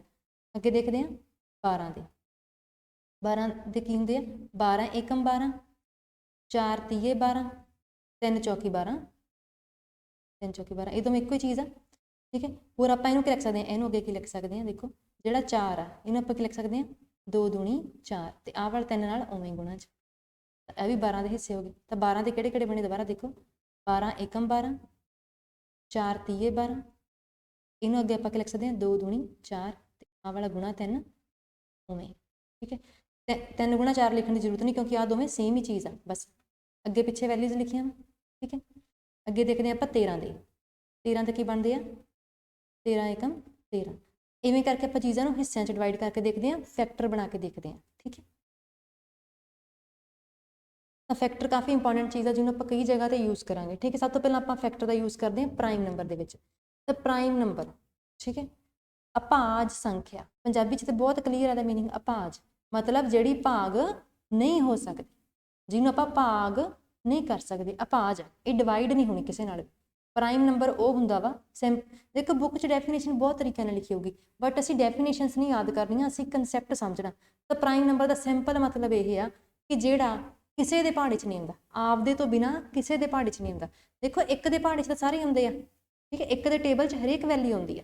ਤਾਂ ਪ੍ਰਾਈਮ ਨੰਬਰ ਉਹ ਆ ਜਿਹੜੀ ਸਿਰਫ ਆਪਦੇ ਟੇਬਲ 'ਚ ਹੁੰਦੀ ਆ, ਹੋਰ ਕਿਸੇ 'ਚ ਨਹੀਂ ਹੁੰਦੀ, ਜਿਹੜੀ ਸਿਰਫ ਆਪਦੇ ਨਾਲ ਡਿਵਾਈਡ ਹੁੰਦੀ, ਠੀਕ ਹੈ। ਹੁਣ ਆਪਾਂ ਦੇਖਦੇ ਹਾਂ ਪ੍ਰਾਈਮ ਨੰਬਰ ਕਿਹੜੇ ਕਿਹੜੇ ਹੋ ਸਕਦੇ ਆ। ਤਾਂ ਦੇਖੋ ਇੱਕ ਆ ਜਿਹੜਾ ਪ੍ਰਾਈਮ ਨੰਬਰ ਨਹੀਂ ਹੁੰਦਾ, ਠੀਕ ਹੈ। 2 ਤੋਂ ਸ਼ੁਰੂ ਕਰਕੇ ਦੇਖਦੇ ਹਾਂ। ਤਾਂ 2 ਦੇ ਫੈਕਟਰ ਕੀ ਬਣਦੇ ਆ? 2 ਏਕਮ 2, ਯਾਨੀ ਕਿ 2 ਕਿਹਦੇ ਪਹਾੜੇ 'ਚ ਹੁੰਦਾ ਵਾ? 2 ਦੇ ਤੇ 1 ਦੇ। ਹੁਣ 1 ਨੂੰ ਤਾਂ ਆਪਾਂ ਇਗਨੋਰ ਹੀ ਕਰਨਾ, ਕਿਉਂਕਿ 1 ਦੇ ਪਹਾੜੇ 'ਚ ਤੇ ਹਰ ਕੋਈ ਆਉਂਦਾ ਹੁੰਦਾ ਵਾ। 3 ਕਿਹਦੇ ਪਹਾੜੇ 'ਚ ਹੁੰਦਾ? 3 ਏਕਮ 3। 3 ਕਿਹਦੇ ਪਹਾੜੇ 'ਚ ਹੁੰਦਾ? ਆਪ ਦੇ ਪਹਾੜੇ 'ਚ ਹੁੰਦਾ ਤੇ 1 ਦੇ ਪਹਾੜੇ 'ਚ ਹੁੰਦਾ। ਹੁਣ 1 ਦੇ ਤਾਂ ਹਰ ਕੋਈ ਆਉਂਦਾ ਹੁੰਦਾ ਵਾ। 4 ਕਿਹਦੇ ਪਹਾੜੇ 'ਚ ਹੁੰਦਾ ਵਾ? ਦੇਖੋ 4 ਏਕਮ 4। ਹੋਰ ਕਿਹਦੇ ਪਹਾੜੇ 'ਚ ਹੁੰਦਾ ਵਾ? 2 ਦੂਣੀ 4। ਫੈਕਟਰ ਤੋਂ ਸਿੱਖੀ ਆਪਾਂ ਚੀਜ਼, ਠੀਕ ਹੈ। ਫੈਕਟਰ ਦੇਖੋ ਇੱਥੇ ਯੂਜ਼ ਹੋ ਰਿਹਾ। 5 ਕਿਹਦੇ ਪਹਾੜੇ 'ਚ ਹੁੰਦਾ? 5 ਏਕਮ 5। ਹੋਰ ਕਿਸੇ ਦੇ ਪਹਾੜੇ 'ਚ ਨਹੀਂ ਆ ਰਿਹਾ। 6 ਕਿਹਦੇ ਪਹਾੜੇ 'ਚ ਹੁੰਦਾ? 6 ਏਕਮ 6। 3 ਦੂਣੀ 6। ਤਾਂ ਦੇਖੋ 7 ਕਿਹਦੇ ਪਹਾੜੇ 'ਚ ਆ ਰਿਹਾ? 7 ਏਕਮ 7। ਹੁਣ ਆਪਾਂ ਇੱਥੇ ਨੂੰ ਚੰਗੀ ਤਰ੍ਹਾਂ ਡਿਸਕਸ ਕਰਦੇ ਹਾਂ। 2 ਕਿਹਦੇ ਪਹਾੜੇ 'ਚ ਆਇਆ? 2 ਦੇ ਤੇ 1 ਦੇ। 1 ਦੇ ਪਹਾੜੇ 'ਚ ਤਾਂ ਹਰ ਕੋਈ ਆਉਂਦਾ ਵਾ, ਠੀਕ ਹੈ, ਉਹਨੂੰ ਇਗਨੋਰ ਕਰਨਾ। 3 ਕਿਹਦੇ ਪਹਾੜੇ 'ਚ ਆਉਂਦਾ ਵਾ? ਸਿਰਫ ਆਪ ਦੇ ਪਹਾੜੇ 'ਚ, ਠੀਕ ਹੈ। ਮਤਲਬ 2 ਤੇ 3 ਦੋਵੇਂ ਕੀ ਆ? ਪ੍ਰਾਈਮ ਨੰਬਰ ਆ। ਇਹ ਵੀ ਕੀ ਆ? ਪ੍ਰਾਈਮ ਨੰਬਰ ਆ। ਪ੍ਰਾਈਮ ਨੰਬਰ ਉਹ ਹੁੰਦਾ ਜਿਹੜਾ ਸਿਰਫ ਆਪਦੇ ਤੇ 1 ਦੇ ਪਹਾੜੇ 'ਚ ਹੁੰਦਾ, ਮਤਲਬ ਸਿਰਫ ਆਪਦੇ ਪਹਾੜੇ 'ਚ ਹੁੰਦਾ। 4 ਕਿਹਦੇ ਪਹਾੜੇ 'ਚ ਹੁੰਦਾ ਵਾ? 4 ਦੇ 'ਚ ਤੇ 2 ਦੇ 'ਚ, ਯਾਨੀ ਕਿ ਇਹ ਪ੍ਰਾਈਮ ਨੰਬਰ ਨਹੀਂ ਗਾ। 5 ਕਿਹਦੇ ਟੇਬਲ 'ਚ ਹੁੰਦਾ? ਸਿਰਫ ਆਪਦੇ 'ਚ, ਮਤਲਬ ਇਹ ਪ੍ਰਾਈਮ ਨੰਬਰ ਹੈ। 6 ਕਿਹਦੇ ਟੇਬਲ 'ਚ ਹੁੰਦਾ ਵਾ? 6 ਦੇ 'ਚ, 3 ਦੇ 'ਚ ਤੇ 2 ਦੇ 'ਚ, ਮਤਲਬ ਇਹ ਕਿਸੇ ਹੋਰ ਦੇ ਟੇਬਲ 'ਚ ਆ ਰਿਹਾ ਵਾ, ਮਤਲਬ ਇਹ ਪ੍ਰਾਈਮ ਨੰਬਰ ਨਹੀਂ ਗਾ। 7 ਕਿਹਦੇ ਟੇਬਲ 'ਚ ਆ ਰਿਹਾ? ਸਿਰਫ 7 ਦੇ 'ਚ, ਇਹ ਪ੍ਰਾਈਮ ਨੰਬਰ ਹੈ। ਤਾਂ ਪ੍ਰਾਈਮ ਨੰਬਰ ਕਿਹੜਾ ਹੁੰਦਾ ਵਾ? ਜਿਹੜਾ ਸਿਰਫ ਆਪਣੇ ਅਤੇ 1 ਦੇ ਟੇਬਲ ਨਾਲ 1 ਦੇ ਟੇਬਲ 'ਚ ਆਵੇ। ਹੁਣ 1 ਦੇ ਟੇਬਲ 'ਚ ਸਾਰੇ ਹੁੰਦੇ, ਮਤਲਬ ਜਿਹੜਾ ਸਿਰਫ ਆਪ ਦੇ ਟੇਬਲ 'ਚ ਆਵੇ, ਹੋਰ ਕਿਸੇ ਦੇ ਟੇਬਲ 'ਚ ਨਾ ਆਵੇ, ਉਹ ਕੀ ਹੁੰਦਾ? ਪ੍ਰਾਈਮ ਨੰਬਰ ਹੁੰਦਾ। ਇਹਨੂੰ ਆਪਾਂ ਹੋਰ ਕਲੀਅਰਲੀ ਸਮਝਦੇ ਹਾਂ। ਦੇਖੋ ਜਿਵੇਂ 1 ਤੋਂ 25 ਤੱਕ ਵੈਲਿਊਜ਼ ਲਿਖੀਆਂ ਤੇ ਆਪਾਂ ਦੇਖਣਾ ਇਹਨਾਂ 'ਚ ਕਿਹੜੀ ਕਿਹੜੀ ਪ੍ਰਾਈਮ ਨੰਬਰ। ਦੇਖੋ 1 ਆ ਜਿਹੜਾ ਉਹ ਪ੍ਰਾਈਮ ਨੰਬਰ ਨਹੀਂ ਹੁੰਦਾ। ਸ਼ੁਰੂ ਕਰਦੇ 2 ਤੋਂ। 2 ਸਿਰਫ ਆਪਦੇ ਟੇਬਲ 'ਚ ਹੁੰਦਾ, 3 ਵੀ ਸਿਰਫ ਆਪਦੇ ਟੇਬਲ 'ਚ ਹੁੰਦਾ, 4 2 ਦੇ ਟੇਬਲ 'ਚ ਹੁੰਦਾ, ਮਤਲਬ ਇਹ ਪ੍ਰਾਈਮ ਨੰਬਰ ਨਹੀਂ ਗਾ। 5 ਸਿਰਫ ਆਪਦੇ ਟੇਬਲ 'ਚ ਹੁੰਦਾ, 6 ਕਿਹਦੇ ਟੇਬਲ 'ਚ ਹੁੰਦਾ? 2 ਦੇ ਤੇ 3 ਦੇ ਟੇਬਲ 'ਚ ਹੁੰਦਾ, ਮਤਲਬ ਇਹ ਪ੍ਰਾਈਮ ਨੰਬਰ ਨਹੀਂ ਗਾ। 7 ਸਿਰਫ ਆਪਦੇ ਟੇਬਲ 'ਚ ਹੁੰਦਾ। 8 ਕਿਹਦੇ ਟੇਬਲ 'ਚ ਹੁੰਦਾ ਵਾ? 2 ਦੇ ਟੇਬਲ 'ਚ 8 ਹੁੰਦਾ ਵਾ, 4 ਦੇ ਟੇਬਲ 'ਚ ਵੀ 8 ਹੁੰਦਾ ਵਾ, ਤੇ ਆਪਦੇ ਟੇਬਲ 'ਤੇ ਚਲਾਉਣਾ ਹੀ ਆਉਣਾ ਵਾ, ਹੈ ਨਾ। 8 ਏਕਮ 8, ਮਤਲਬ ਇਹ ਵੀ ਪ੍ਰਾਈਮ ਨੰਬਰ ਨਹੀਂ ਗਾ। 9 ਕਿਹਦੇ ਟੇਬਲ 'ਚ ਹੁੰਦਾ? 3 ਦੇ 'ਚ। 10 ਕਿਹਦੇ ਟੇਬਲ 'ਚ ਹੁੰਦਾ ਵਾ? 5 ਦੂਣੀ 10, 5 ਦੇ ਟੇਬਲ 'ਚ ਤੇ 2 ਦੇ ਟੇਬਲ 'ਚ। 11 ਕਿਹਦੇ ਟੇਬਲ 'ਚ ਹੁੰਦਾ? ਸਿਰਫ ਆਪਦੇ 'ਚ, ਠੀਕ ਹੈ। 12 ਕਿਹਦੇ ਟੇਬਲ 'ਚ ਹੁੰਦਾ ਵਾ?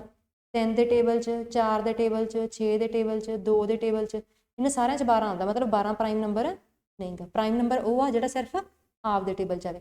13 ਕਿਸੇ ਦੇ ਟੇਬਲ 'ਚ ਨਹੀਂ ਆਉਂਦਾ। 14 ਕਿਹਦੇ ਟੇਬਲ 'ਚ ਹੁੰਦਾ? 7 ਦੇ 'ਚ, 2 ਦੇ 'ਚ, ਮਤਲਬ ਇਹ ਵੀ ਪ੍ਰਾਈਮ ਨੰਬਰ ਨਹੀਂ ਗਾ। 15 ਕਿਹਦੇ ਟੇਬਲ 'ਚ ਹੁੰਦਾ ਵਾ? 5 ਦੇ ਤੇ 3 ਦੇ, ਮਤਲਬ ਇਹ ਪ੍ਰਾਈਮ ਨੰਬਰ ਨਹੀਂ ਗਾ। 16 ਕਿਹਦੇ ਟੇਬਲ 'ਚ ਹੁੰਦਾ? 2 ਦੇ, 8 ਦੇ, 4 ਦੇ, ਠੀਕ ਹੈ, ਇਹਨਾਂ ਸਾਰੇ ਟੇਬਲ 'ਚ ਹੁੰਦਾ, ਮਤਲਬ ਇਹ ਵੀ ਪ੍ਰਾਈਮ ਨੰਬਰ ਨਹੀਂ ਗਾ। 17 ਕਿਸੇ ਦੇ ਟੇਬਲ 'ਚ ਨਹੀਂ ਹੁੰਦਾ। 18 ਕਿਹਦੇ ਟੇਬਲ 'ਚ ਹੁੰਦਾ? 9 ਦੇ ਤੇ 2 ਦੇ। 19 ਕਿਸੇ ਦੇ ਟੇਬਲ 'ਚ ਨਹੀਂ ਆਉਂਦਾ। 20 ਕਿਹਦੇ ਟੇਬਲ 'ਚ ਹੁੰਦਾ ਵਾ? 2 ਦੇ, 10 ਦੇ, 5 ਦੇ, 4 ਦੇ, ਮਤਲਬ ਇਹ ਵੀ ਪ੍ਰਾਈਮ ਨੰਬਰ ਨਹੀਂ ਗਾ। 21 ਕਿਹਦੇ ਟੇਬਲ 'ਚ ਹੁੰਦਾ? 7 ਤੀਆ 21, 7 ਦੇ ਤੇ 3 ਦੇ ਟੇਬਲ 'ਚ ਹੁੰਦਾ। 22 ਕਿਹਦੇ ਟੇਬਲ 'ਚ ਹੁੰਦਾ? 2 ਦੇ ਟੇਬਲ 'ਚ ਤੇ 11 ਦੇ ਟੇਬਲ 'ਚ। 23 ਕਿਸੇ ਦੇ ਟੇਬਲ 'ਚ ਨਹੀਂ ਆਉਂਦਾ। 24 ਕਿਹਦੇ ਟੇਬਲ 'ਚ ਹੁੰਦਾ? 8 ਤੀਆ 24, ਠੀਕ ਹੈ, 4 ਛਿੱਕਾ 24, 2 ਦੇ ਟੇਬਲ 'ਚ, 12 ਦੇ ਟੇਬਲ 'ਚ, ਤਾਂ ਇਹਨਾਂ ਸਾਰੇ ਟੇਬਲ 'ਚ 24 ਆ ਰਿਹਾ, ਮਤਲਬ 24 ਪ੍ਰਾਈਮ ਨੰਬਰ ਨਹੀਂ ਗਾ। 25 ਕਿਹਦੇ ਟੇਬਲ 'ਚ ਆ ਰਿਹਾ? 5 5 25, ਮਤਲਬ ਇਹ ਵੀ ਪ੍ਰਾਈਮ ਨੰਬਰ ਨਹੀਂ ਗਾ। ਤਾਂ ਜਿਨ੍ਹਾਂ ਤੇ ਟਿੱਕ ਲਗਾਈ ਆ ਉਹ ਸਾਰੇ ਪ੍ਰਾਈਮ ਨੰਬਰ ਹੈਗੇ ਆ। ਤਾਂ ਪ੍ਰਾਈਮ ਨੰਬਰ ਉਹ ਹੁੰਦੇ ਆ ਜਿਹੜੇ ਸਿਰਫ ਆਪ ਦੇ ਟੇਬਲ 'ਚ ਹੁੰਦੇ ਆ ਤੇ 1 ਦੇ ਟੇਬਲ 'ਚ ਹੁੰਦੇ ਆ। 1 ਦੇ ਟੇਬਲ 'ਚ ਤਾਂ ਹਰ ਕੋਈ ਹੁੰਦਾ, ਮਤਲਬ ਤੁਸੀਂ ਯਾਦ ਰੱਖਣਾ ਪ੍ਰਾਈਮ ਨੰਬਰ ਉਹ ਆ ਜਿਹੜਾ ਸਿਰਫ ਆਪ ਦੇ ਟੇਬਲ 'ਚ ਹੁੰਦਾ, ਉਹ ਪ੍ਰਾਈਮ ਨੰਬਰ ਹੈ, ਠੀਕ ਹੈ। ਤੇ ਜਿਹੜਾ 1 ਹੁੰਦਾ ਵਾ ਉਹ ਪ੍ਰਾਈਮ ਨੰਬਰ ਨਹੀਂ ਹੁੰਦਾ। 1 ਨੂੰ ਆਪਾਂ ਕਿਸੇ 'ਚ ਨਹੀਂ ਗਿਣਨਾ, ਕਿਉਂਕਿ 1 ਹਰੇਕ ਦਾ ਫੈਕਟਰ ਹੁੰਦਾ ਵਾ, ਠੀਕ ਹੈ। ਸੋ 1 ਨੂੰ ਆਪਾਂ ਕਿਸੇ 'ਚ ਨਹੀਂ ਗਿਣਨਾ। ਅੱਗੇ ਗੱਲ ਕਰਦੇ ਹਾਂ ਕੁਐਸਚਨਸ ਕਿਵੇਂ ਦੇ ਆਉਣਗੇ। ਤਾਂ ਕੁਐਸਚਨਸ ਆਉਣਗੇ, ਦੇਖੋ ਕਿ ਪ੍ਰਾਈਮ ਨੰਬਰਸ ਕਿਹੜੇ ਨੇ, ਇਵੇਂ ਦੀਆਂ ਐਗਜ਼ਾਮਪਲਸ ਪੁੱਛ ਸਕਦੇ ਆ ਕਿ ਇਹਨਾਂ 'ਚੋਂ ਕਿਹੜੇ ਪ੍ਰਾਈਮ ਨੰਬਰਸ ਆ, ਠੀਕ ਹੈ। ਜਿਵੇਂ 2 ਕੁਐਸਚਨ ਸਾਹਮਣੇ ਲਿਖੇ ਹੋਏ ਆ, ਤਾਂ ਆਪਾਂ ਦੇਖਣਾ ਵਾ ਜਿਵੇਂ ਰਕਮਾਂ 33 81 93 97। ਤਾਂ ਦੇਖੋ 33 ਦੇ ਫੈਕਟਰ ਸੋਚ ਕੇ ਦੇਖੋ। 33 ਕਿਹਦੇ ਟੇਬਲ 'ਚ ਆਉਂਦਾ? 11 ਤੀਆ 33। 81 ਦੇ ਫੈਕਟਰ ਸੋਚ ਕੇ ਦੇਖੋ। ਨਾਮ 81। 93 ਦੇ ਫੈਕਟਰ ਸੋਚ ਕੇ ਦੇਖੋ, ਦੇਖੋ 3 ਦੇ ਪਹਾੜੇ ਤੇ ਸਿੱਧਾ ਡਿਵਾਈਡ ਹੁੰਦਾ ਪਿਆ ਵਾ 31 ਹੈ ਨਾ, 93 ਦੇ ਫੈਕਟਰ। ਅੱਗੇ 97 ਦੇ ਦੇਖੋ, ਤਾਂ 97 ਕਿਸੇ ਨਾਲ ਡਿਵਾਈਡ ਨਹੀਂ ਹੋ ਰਿਹਾ, ਮਤਲਬ 97 ਕੀ ਆ, ਪ੍ਰਾਈਮ ਨੰਬਰ ਆ। ਜਿਹੜਾ ਕਿਸੇ ਦੇ ਪਹਾੜੇ 'ਚ ਨਹੀਂ ਹੁੰਦਾ ਉਹ ਕੀ ਹੁੰਦਾ, ਪ੍ਰਾਈਮ ਨੰਬਰ ਹੁੰਦਾ। ਸਿਮਿਲਰਲੀ ਹੁਣ ਆ ਕਰਦੇ ਹਾਂ 161, 221, 373 ਤੇ 437। ਇਹਨਾਂ ਨੂੰ ਆਪਾਂ ਦੇਖਦੇ ਹਾਂ। ਤਾਂ 161 ਨੂੰ ਆਪਾਂ ਦੇਖੀਏ ਤਾਂ 161 ਕਿਹਦੇ ਟੇਬਲ 'ਚ ਹੁੰਦਾ ਵਾ, 7 ਦੇ ਟੇਬਲ 'ਚ। 7 ਦੂਣੀ 14, 7 ਤੀਆ 21। ਫਿਰ 221 ਦੀ ਗੱਲ ਕਰਦੇ ਹਾਂ, 221 ਕਿਹਦੇ ਟੇਬਲ 'ਚ ਹੁੰਦਾ ਵਾ, 13 ਦੇ ਟੇਬਲ ਦੇ ਵਿੱਚ। ਠੀਕ ਹੈ, 13 ਦਾ ਮਲਟੀਪਲ ਆ। ਫਿਰ ਅੱਗੇ ਗੱਲ ਕਰਦੇ ਹਾਂ 373 ਦੀ। ਇਹ ਕਿਸੇ ਨਾਲ ਡਿਵਾਈਡ ਨਹੀਂ ਹੁੰਦਾ ਹੈਗਾ। ਤੇ ਜਿਹੜਾ 437 ਕਿਹਦੇ ਨਾਲ ਡਿਵਾਈਡ ਹੁੰਦਾ ਵਾ, 19 ਨਾਲ। ਠੀਕ ਹੈ, ਤਾਂ 437 19 ਦੇ ਟੇਬਲ 'ਚ ਹੁੰਦਾ ਵਾ, 221 13 ਦੇ ਟੇਬਲ 'ਚ ਹੁੰਦਾ ਵਾ, 161 7 ਦੇ ਟੇਬਲ 'ਚ ਹੁੰਦਾ ਵਾ। ਤੇ ਜਿਹੜੀ ਇੱਕ ਵੈਲਿਊ ਕਿਸੇ ਦੇ ਟੇਬਲ 'ਚ ਨਹੀਂ, ਜਾਣੀ ਕਿ ਜਿਹੜਾ 373 ਆ ਉਹ ਕਿਸੇ ਦੇ ਟੇਬਲ 'ਚ ਨਹੀਂ ਆ ਰਿਹਾ। ਇਹਦਾ ਮਤਲਬ 373 ਕੀ ਹੋਇਆ, 373 ਇੱਥੇ ਪ੍ਰਾਈਮ ਨੰਬਰ ਹੋਇਆ।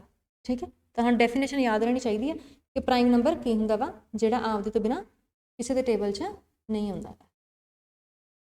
ਠੀਕ ਹੈ, 437 ਕਿਹਦੇ ਟੇਬਲ 'ਚ ਆ ਰਿਹਾ ਸੀ, 19 ਦੇ ਟੇਬਲ 'ਚ। 19 ਗੁਣਾ 3। ਤੇ ਜਿਹੜਾ 373 ਸੀ ਉਹ ਕਿਸੇ ਦੇ ਟੇਬਲ 'ਚ ਨਹੀਂ ਆ ਰਿਹਾ ਸੀ, ਮਤਲਬ ਇਹ ਵੀ ਕੀ ਆ, ਪ੍ਰਾਈਮ ਨੰਬਰ ਹੈ। ਤੇ ਐਵੇਂ ਆਪਾਂ ਨੂੰ ਪ੍ਰਾਈਮ ਨੰਬਰ ਲੱਭਣਾ ਆ ਸਕਦਾ। ਤਾਂ ਪ੍ਰਾਈਮ ਨੰਬਰ ਦਾ ਇੱਕ ਸ਼ਾਰਟਕਟ, ਮਤਲਬ ਥੋੜਾ ਜਿਹਾ ਈਜ਼ੀ ਕਰ ਲਓ, ਜਿਵੇਂ ਆ ਵੱਡੀਆਂ ਵੈਲਿਊਜ਼ ਆਪਾਂ ਨੂੰ ਜ਼ਿਆਦਾ ਸੋਚਣਾ ਪੈਂਦਾ, ਇਹਦੇ ਲਈ ਥੋੜਾ ਜਿਹਾ ਇੱਕ ਈਜ਼ੀ ਤਰੀਕਾ ਵੀ ਹੁੰਦਾ ਵਾ, ਬਟ ਉਹ ਅਜੇ ਆਪਾਂ ਕਰ ਨਹੀਂ ਸਕਦੇ, ਕਿਉਂਕਿ ਅਜੇ ਆਪਾਂ ਪਹਿਲਾਂ ਵਰਗਮੂਲ ਦਾ ਟੌਪਿਕ ਡਿਸਕਸ ਕਰਨਾ, ਸਕੁਅਰ ਰੂਟ ਸੋਲਵ ਕਰਨ ਦਾ, ਫਿਰ ਆਪਾਂ ਉਹਨੂੰ ਵੀ ਥੋੜਾ ਜਿਹਾ ਡਿਸਕਸ ਕਰ ਲਾਂਗੇ। ਠੀਕ ਹੈ, ਡੈਫੀਨੇਸ਼ਨ ਯਾਦ ਰੱਖਣੀ ਆ, ਵੈਰੀ ਇੰਪੋਰਟੈਂਟ ਆ। ਠੀਕ ਹੈ, ਸਾਰੀਆਂ ਡੈਫੀਨੇਸ਼ਨਸ ਬਹੁਤ ਇੰਪੋਰਟੈਂਟ ਆ। ਇਹਨਾਂ ਦੇ ਬੇਸਡ ਕੁਐਸਚਨਸ ਹੁੰਦੇ ਆ, ਅਲੱਗ-ਅਲੱਗ ਜਗ੍ਹਾ ਤੇ ਇਹਨਾਂ ਦੇ ਯੂਜ਼ਸ ਆ। ਠੀਕ ਹੈ, ਇਹ ਨਹੀਂ ਕਿ ਸਿੱਧਾ ਪ੍ਰਾਈਮ ਨੰਬਰ ਦਾ ਕੁਐਸਚਨ ਆ ਜਾਊਗਾ ਜੀ, ਇਹ 1 ਨੰਬਰ ਦਾ ਕੁਐਸਚਨ ਆ ਜਾਊਗਾ। ਇਹਨਾਂ ਦੇ ਬਹੁਤ ਜਗ੍ਹਾ ਤੇ ਯੂਜ਼ਸ ਹੁੰਦੇ ਆ। ਠੀਕ ਹੈ, ਅੱਗੇ ਗੱਲ ਕਰਦੇ ਆਪਾਂ, ਜਿਵੇਂ ਕੁਐਸਚਨ ਆ ਕਿ ਪਹਿਲੀਆਂ 5 ਅਭਾਜ ਸੰਖਿਆਵਾਂ ਦਾ ਜੋੜ ਦੱਸੋ। ਪਹਿਲੀਆਂ 5 ਅਭਾਜ ਸੰਖਿਆਵਾਂ ਦਾ ਜੋੜ ਦੱਸੋ, ਯਾਨੀ ਕਿ ਪਹਿਲੇ 5 ਪ੍ਰਾਈਮ ਨੰਬਰ ਦਾ ਜੋੜ ਦੱਸੋ। ਤਾਂ ਆਪਾਂ ਪਹਿਲੇ 5 ਪ੍ਰਾਈਮ ਨੰਬਰ ਲਿਖਦੇ ਹਾਂ। ਠੀਕ ਹੈ, ਸਭ ਤੋਂ ਪਹਿਲਾ ਪ੍ਰਾਈਮ ਨੰਬਰ ਕਿਹੜਾ ਹੁੰਦਾ ਵਾ, 2। ਅਕਸਰ ਇਹ ਕੁਐਸਚਨ ਹੁੰਦਾ ਕਿ ਸਭ ਤੋਂ ਛੋਟਾ ਪ੍ਰਾਈਮ ਨੰਬਰ ਕਿਹੜਾ ਵਾ, 2। ਉਸ ਤੋਂ ਅਗਲੀ ਪ੍ਰਾਈਮ ਸੰਖਿਆ ਕਿਹੜੀ ਆ, 3। ਫਿਰ ਕਿਹੜੀ ਆ, 5। ਉਸ ਤੋਂ ਬਾਅਦ 7 ਤੇ ਉਸ ਤੋਂ ਬਾਅਦ ਕਿਹੜੀ ਆ, 11। ਠੀਕ ਹੈ, ਜਿਹੜੇ ਵਿਚਾਲੇ ਅੱਖਰ ਮੈਂ ਸਕਿਪ ਕਰਤੇ ਉਹ ਕਿਸੇ ਨਾ ਕਿਸੇ ਟੇਬਲ 'ਚ ਆ ਰਹੇ ਸੀ, ਮਤਲਬ ਉਹ ਪ੍ਰਾਈਮ ਨੰਬਰ ਨਹੀਂਗੇ। ਤੇ ਇਹਨਾਂ ਦਾ ਜੋੜ ਪੁੱਛਿਆ ਆਪਾਂ ਨੂੰ, ਪਹਿਲੀਆਂ 5 ਅਭਾਜ ਸੰਖਿਆਵਾਂ ਦਾ। ਤਾਂ ਦੇਖੋ 3 ਤੇ 5 8, 8 2 10 ਤੇ 7 ਤੇ 11 ਕਿੰਨੇ ਹੁੰਦੇ ਆ, 18। ਤੇ ਜੋੜ ਕਿੰਨਾ ਆ ਗਿਆ, 28। ਤੇ ਆਪਾਂ ਪ੍ਰਾਈਮ ਨੰਬਰ ਤੇ ਬੇਸਡ ਕੁਐਸਚਨ ਕੀਤਾ ਇੱਕ। ਅੱਗੇ ਗੱਲ ਕਰਦੇ ਹਾਂ ਕੰਪੋਜ਼ਿਟ ਨੰਬਰ, ਭਾਜ ਸੰਖਿਆਵਾਂ। ਦੇਖੋ ਪਹਿਲਾਂ ਤਾਂ ਨਾਮ ਤੋਂ ਕਲੀਅਰ, ਭਾਜ ਮਤਲਬ ਜਿਹੜੀਆਂ ਕਿਸੇ ਦੇ ਨਾਲ ਭਾਗ ਹੋ ਸਕਦੀਆਂ, ਜਿਹੜੀਆਂ ਡਿਵਾਈਡ ਹੋ ਸਕਦੀਆਂ। ਠੀਕ ਹੈ, ਇੰਗਲਿਸ਼ ਦਾ ਨਾਮ ਦੇਖੋ ਕੰਪੋਜ਼ਿਟ ਨੰਬਰ, ਜਿਹੜਾ ਕਿਸੇ ਤੋਂ ਬਣਿਆ ਹੋਵੇ, ਮਤਲਬ ਜਿਹਦੇ ਵਿੱਚ ਕੋਈ ਹੋਰ ਫੈਕਟਰ ਹੋਵੇ, ਜਿਹੜਾ ਕਿਸੇ ਦਾ ਫੈਕਟਰ ਹੋਵੇ, ਜਿਹੜਾ ਕਿਸੇ ਤੋਂ ਕੰਪੋਜ਼ ਹੋਇਆ ਹੋਵੇ, ਕਿਸੇ ਤੋਂ ਬਣਿਆ ਹੋਵੇ। ਤਾਂ ਨਾਮਾਂ ਤੋਂ ਯਾਦ ਰੱਖਣਾ ਬਹੁਤ ਈਜ਼ੀ ਹੈ। ਠੀਕ ਹੈ, ਨਾਮ ਨੂੰ ਮੈਂ ਤਾਂ ਕਲੀਅਰ ਕਰ ਰਹੀ ਹਾਂ ਕਿ ਤੁਹਾਨੂੰ ਕਨਫਿਊਜ਼ਨ ਨਾ ਹੋਵੇ ਕਿ ਆਹ ਚੀਜ਼ ਦਾ ਨਾਮ ਆਹੀ ਕਾਹਤੋਂ ਆ। ਠੀਕ ਹੈ, ਨਾਮ ਸੁਣਦੇ ਹੀ ਸਾਨੂੰ ਵੈਲਿਊ ਯਾਦ ਆਵੇ ਕਿ ਵੀ ਅੱਛਾ ਆਹ ਚੀਜ਼ ਦੀ ਗੱਲ ਕਰ ਰਹੇ ਹਾਂ। ਠੀਕ ਹੈ, ਤਾਂ ਭਾਜ ਸੰਖਿਆਵਾਂ, ਤਾਂ ਦੇਖੋ ਹੁਣ 2 ਸੰਖਿਆਵਾਂ ਹੁੰਦੀਆਂ, ਇੱਕ ਤਾਂ ਪ੍ਰਾਈਮ ਜਿਹਨੂੰ ਆਪਾਂ ਕੀ ਕਹਿੰਦੇ ਆ, ਅਭਾਜ, ਤੇ ਦੂਸਰੀ ਆ ਕੰਪੋਜ਼ਿਟ ਜਿਹਨੂੰ ਆਪਾਂ ਕੀ ਕਹਿੰਦੇ ਆ, ਭਾਜ। ਤਾਂ ਦੋਵਾਂ ਦੇ ਵਿੱਚ ਕੀ ਫਰਕ ਆ, ਤੁਹਾਨੂੰ ਕਲੀਅਰਲੀ ਪਤਾ ਹੋਵੇ। ਭਾਜ ਉਹ ਹੁੰਦੀ ਆ ਜਿਹੜੀ ਆਪਦੇ ਤੋਂ ਬਿਨਾਂ ਕਿਸੇ ਵੀ ਹੋਰ ਨਾਲ ਡਿਵਾਈਡ ਨਹੀਂ ਹੁੰਦੀ। ਠੀਕ ਹੈ, ਤੇ ਕੰਪੋਜ਼ਿਟ ਕਿਹੜੀ ਹੁੰਦੀ ਆ, ਕੰਪੋਜ਼ਿਟ ਜਾਂ ਭਾਜ ਕਿਹੜੀ ਹੁੰਦੀ ਆ, ਜਿਹੜੀ ਕਿਸੇ ਨਾਲ ਡਿਵਾਈਡ ਹੋ ਸਕਦੀ ਹੈ, ਜਿਹੜੀ ਕਿਸੇ ਨਾਲ ਡਿਵਾਈਡ ਹੋ ਸਕਦੀ ਹੈ। ਮਤਲਬ ਜਿਹੜੀਆਂ ਪ੍ਰਾਈਮ ਆ ਉਦੋਂ ਬਿਨਾਂ ਬਾਕੀ ਸਾਰੀਆਂ ਕੀ ਹੁੰਦੀਆਂ, ਕੰਪੋਜ਼ਿਟ। ਹੁਣ ਦੇਖੋ ਆਪਾਂ ਵੈਲਿਊਜ਼ ਲਿਖੀਆਂ ਸੀ ਪਿੱਛੇ ਚੱਲੀ ਸਲਾਈਡ ਤੇ।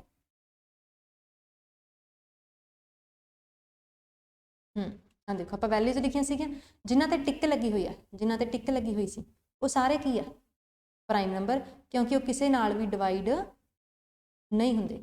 ਠੀਕ ਹੈ, ਉਹ ਕਿਸੇ ਨਾਲ ਡਿਵਾਈਡ ਨਹੀਂ ਹੁੰਦੇ। ਤੇ ਜਿਹੜੀਆਂ ਬਾਕੀ ਬਚੀਆਂ ਸੰਖਿਆਵਾਂ ਵਾ, ਜਿਵੇਂ ਇੱਧਰ ਦੇਖੋ ਆ ਕੀ ਹੈ, 4, ਇਹ ਕਿਹਦੇ ਪਹਾੜੇ 'ਚ ਆਉਂਦੀ ਪਈ ਆ, 2 ਦੇ 'ਚ। 6 ਕਿਹਦੇ ਪਹਾੜੇ 'ਚ ਆਉਂਦਾ ਪਿਆ, 2 ਦੇ ਤੇ 3 ਦੇ, ਮਤਲਬ 2 ਤੇ 3 ਨਾਲ ਭਾਗ ਹੋ ਜਾਊਗਾ। 8 ਕਿਹਦੇ ਪਹਾੜੇ 'ਚ ਆ ਰਿਹਾ ਵਾ, 2 ਦੇ ਤੇ 4 ਦੇ, ਮਤਲਬ 2 ਤੇ 4 ਨਾਲ ਭਾਗ ਹੋ ਜਾਂਦਾ ਵਾ। ਠੀਕ ਹੈ, ਇਸੇ ਤਰ੍ਹਾਂ ਦੇਖੋ ਇਹਨਾਂ 'ਚੋਂ ਕੋਈ ਵੀ ਹੋਰ ਦੇਖ ਲਓ, ਜਿਵੇਂ ਆ 20 ਆ, 20 ਕਿਹਦੇ ਪਹਾੜੇ 'ਚ ਆ ਰਿਹਾ, 2 ਦੇ 'ਚ, 10 ਦੇ 'ਚ, 5 ਦੇ 'ਚ, 4 ਦੇ 'ਚ, ਮਤਲਬ ਇਹਨਾਂ ਸਾਰਿਆਂ ਨਾਲ ਕੀ ਹੋ ਜਾਊਗਾ, ਭਾਗ ਹੋ ਜਾਊਗਾ। ਤੇ ਜਿਹੜੀਆਂ ਸੰਖਿਆਵਾਂ ਪ੍ਰਾਈਮ ਨਹੀਂ ਗਈਆਂ ਉਹ ਸਾਰੀਆਂ ਕੀ ਆ, ਕੰਪੋਜ਼ਿਟ ਆ। ਠੀਕ ਹੈ, ਤੇ ਜਿਨ੍ਹਾਂ ਤੇ ਮੈਂ ਟਿਕ ਲਾਈ ਆ ਉਹ ਸਾਰੀਆਂ ਪ੍ਰਾਈਮ ਆ, ਜਿਨ੍ਹਾਂ ਤੇ ਟਿਕ ਨਹੀਂ ਲਾਈ ਉਹ ਸਾਰੀਆਂ ਕੀ ਆ, ਕੰਪੋਜ਼ਿਟ ਆ। ਜਿਵੇਂ ਅੱਗੇ ਦੇਖਦੇ ਹਾਂ ਇੱਕ ਵਾਰੀ ਹੋਰ ਐਗਜ਼ਾਮਪਲ ਲੈ ਕੇ ਜਿਵੇਂ ਆਪਾਂ ਮੰਨ ਲਓ ਤੇ ਸੰਖਿਆ ਲਿਖਦੇ ਨਾ 12 ਦੱਸੋ ਇਹ ਕੀ ਆ ਪ੍ਰਾਈਮ ਆ ਕਿ ਕੰਪੋਜ਼ਿਟ ਆ। ਤਾਂ ਦੇਖੋ ਇਹਦੇ ਫੈਕਟਰ ਕੀ ਆ 12 ਏਕਮ 12 ਹੋਰ ਫੈਕਟਰ ਕੀ ਹੁੰਦਾ ਵਾ 4 ਤੀਏ 12 ਹੋਰ ਫੈਕਟਰ ਕੀ ਹੁੰਦਾ 4 ਨੂੰ ਆਪਾਂ ਕੀ ਲਿਖ ਸਕਦੇ ਹਾਂ 2 ਗੁਣਾ 2 ਤੇ 3 ਨੂੰ ਨਹੀਂ ਲਿਖ ਸਕਦੇ ਹਾਂ। ਤਾਂ ਆ ਵੀ 12 ਦੇ ਫੈਕਟਰ ਆ ਵੀ 12 ਦੇ ਫੈਕਟਰ ਆ ਵੀ 12 ਦੇ ਫੈਕਟਰ। ਤਾਂ 12 ਕਿਹਦੇ ਟੇਬਲ 'ਚ ਆ ਰਿਹਾ 4 ਦੇ 'ਚ 3 ਦੇ 'ਚ ਤੇ 2 ਦੇ 'ਚ ਮਤਲਬ 12 4 ਨਾਲ 3 ਨਾਲ ਤੇ 2 ਨਾਲ ਇਹਨਾਂ ਸਾਰਿਆਂ ਨਾਲ ਕੀ ਹੈ ਡਿਵਾਈਡ ਹੋ ਜਾਂਦਾ ਵਾ ਮਤਲਬ 12 ਕੀ ਆ ਫਿਰ ਭਾਜ ਸੰਖਿਆ ਵਾ ਮਤਲਬ ਡਿਵਾਈਡ ਹੋ ਸਕਦੀ ਹੈ ਕੰਪੋਜ਼ਿਟ ਆ ਹਨਾ 12 ਕੀ ਆ ਕੰਪੋਜ਼ਿਟ ਆ।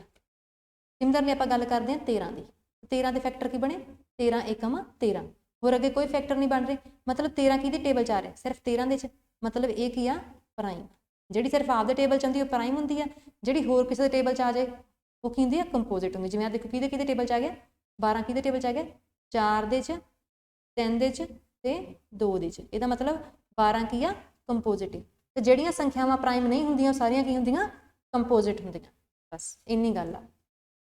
ਅੱਗੇ ਦੇਖਦੇ ਹਾਂ ਕੋ ਪ੍ਰਾਈਮ ਸਹਿ ਅਭਾਜ ਮਤਲਬ ਜਿਹੜੀਆਂ ਇੱਕ ਦੂਸਰੇ ਨੂੰ ਭਾਗ ਨਹੀਂ ਕਰ ਸਕਦੀਆਂ। ਅਭਾਜ ਮਤਲਬ ਜਿਹੜੀ ਡਿਵਾਈਡ ਨਹੀਂ ਹੁੰਦੀ ਠੀਕ ਹੈ। ਅਭਾਜ ਕਿਹੜੀ ਹੁੰਦੀ ਆ ਜਿਹੜੀ ਭਾਗ ਨਾ ਹੋ ਸਕੇ ਜਿਹੜੀ ਡਿਵਾਈਡ ਨਾ ਹੋ ਸਕੇ। ਤਾਂ ਸਹਿ ਪ੍ਰਾਈਮ ਮਤਲਬ ਕੋਈ ਵੀ ਦੋ ਸੰਖਿਆਵਾਂ ਜੋ ਆਪਸ ਵਿੱਚ ਨੂੰ ਨਹੀਂ ਕੱਟਦੀਆਂ ਪਈਆਂ ਤਾਂ ਉਹ ਕੀ ਆ ਕੋ ਪ੍ਰਾਈਮ ਆ। ਦੇਖੋ ਐਗਜ਼ਾਮਪਲ ਨਾਲ ਸਮਝਦੇ ਆ ਥਿਊਰੀ 'ਚ ਨਹੀਂ ਗੱਲ ਪਤਾ ਲੱਗਣੀ।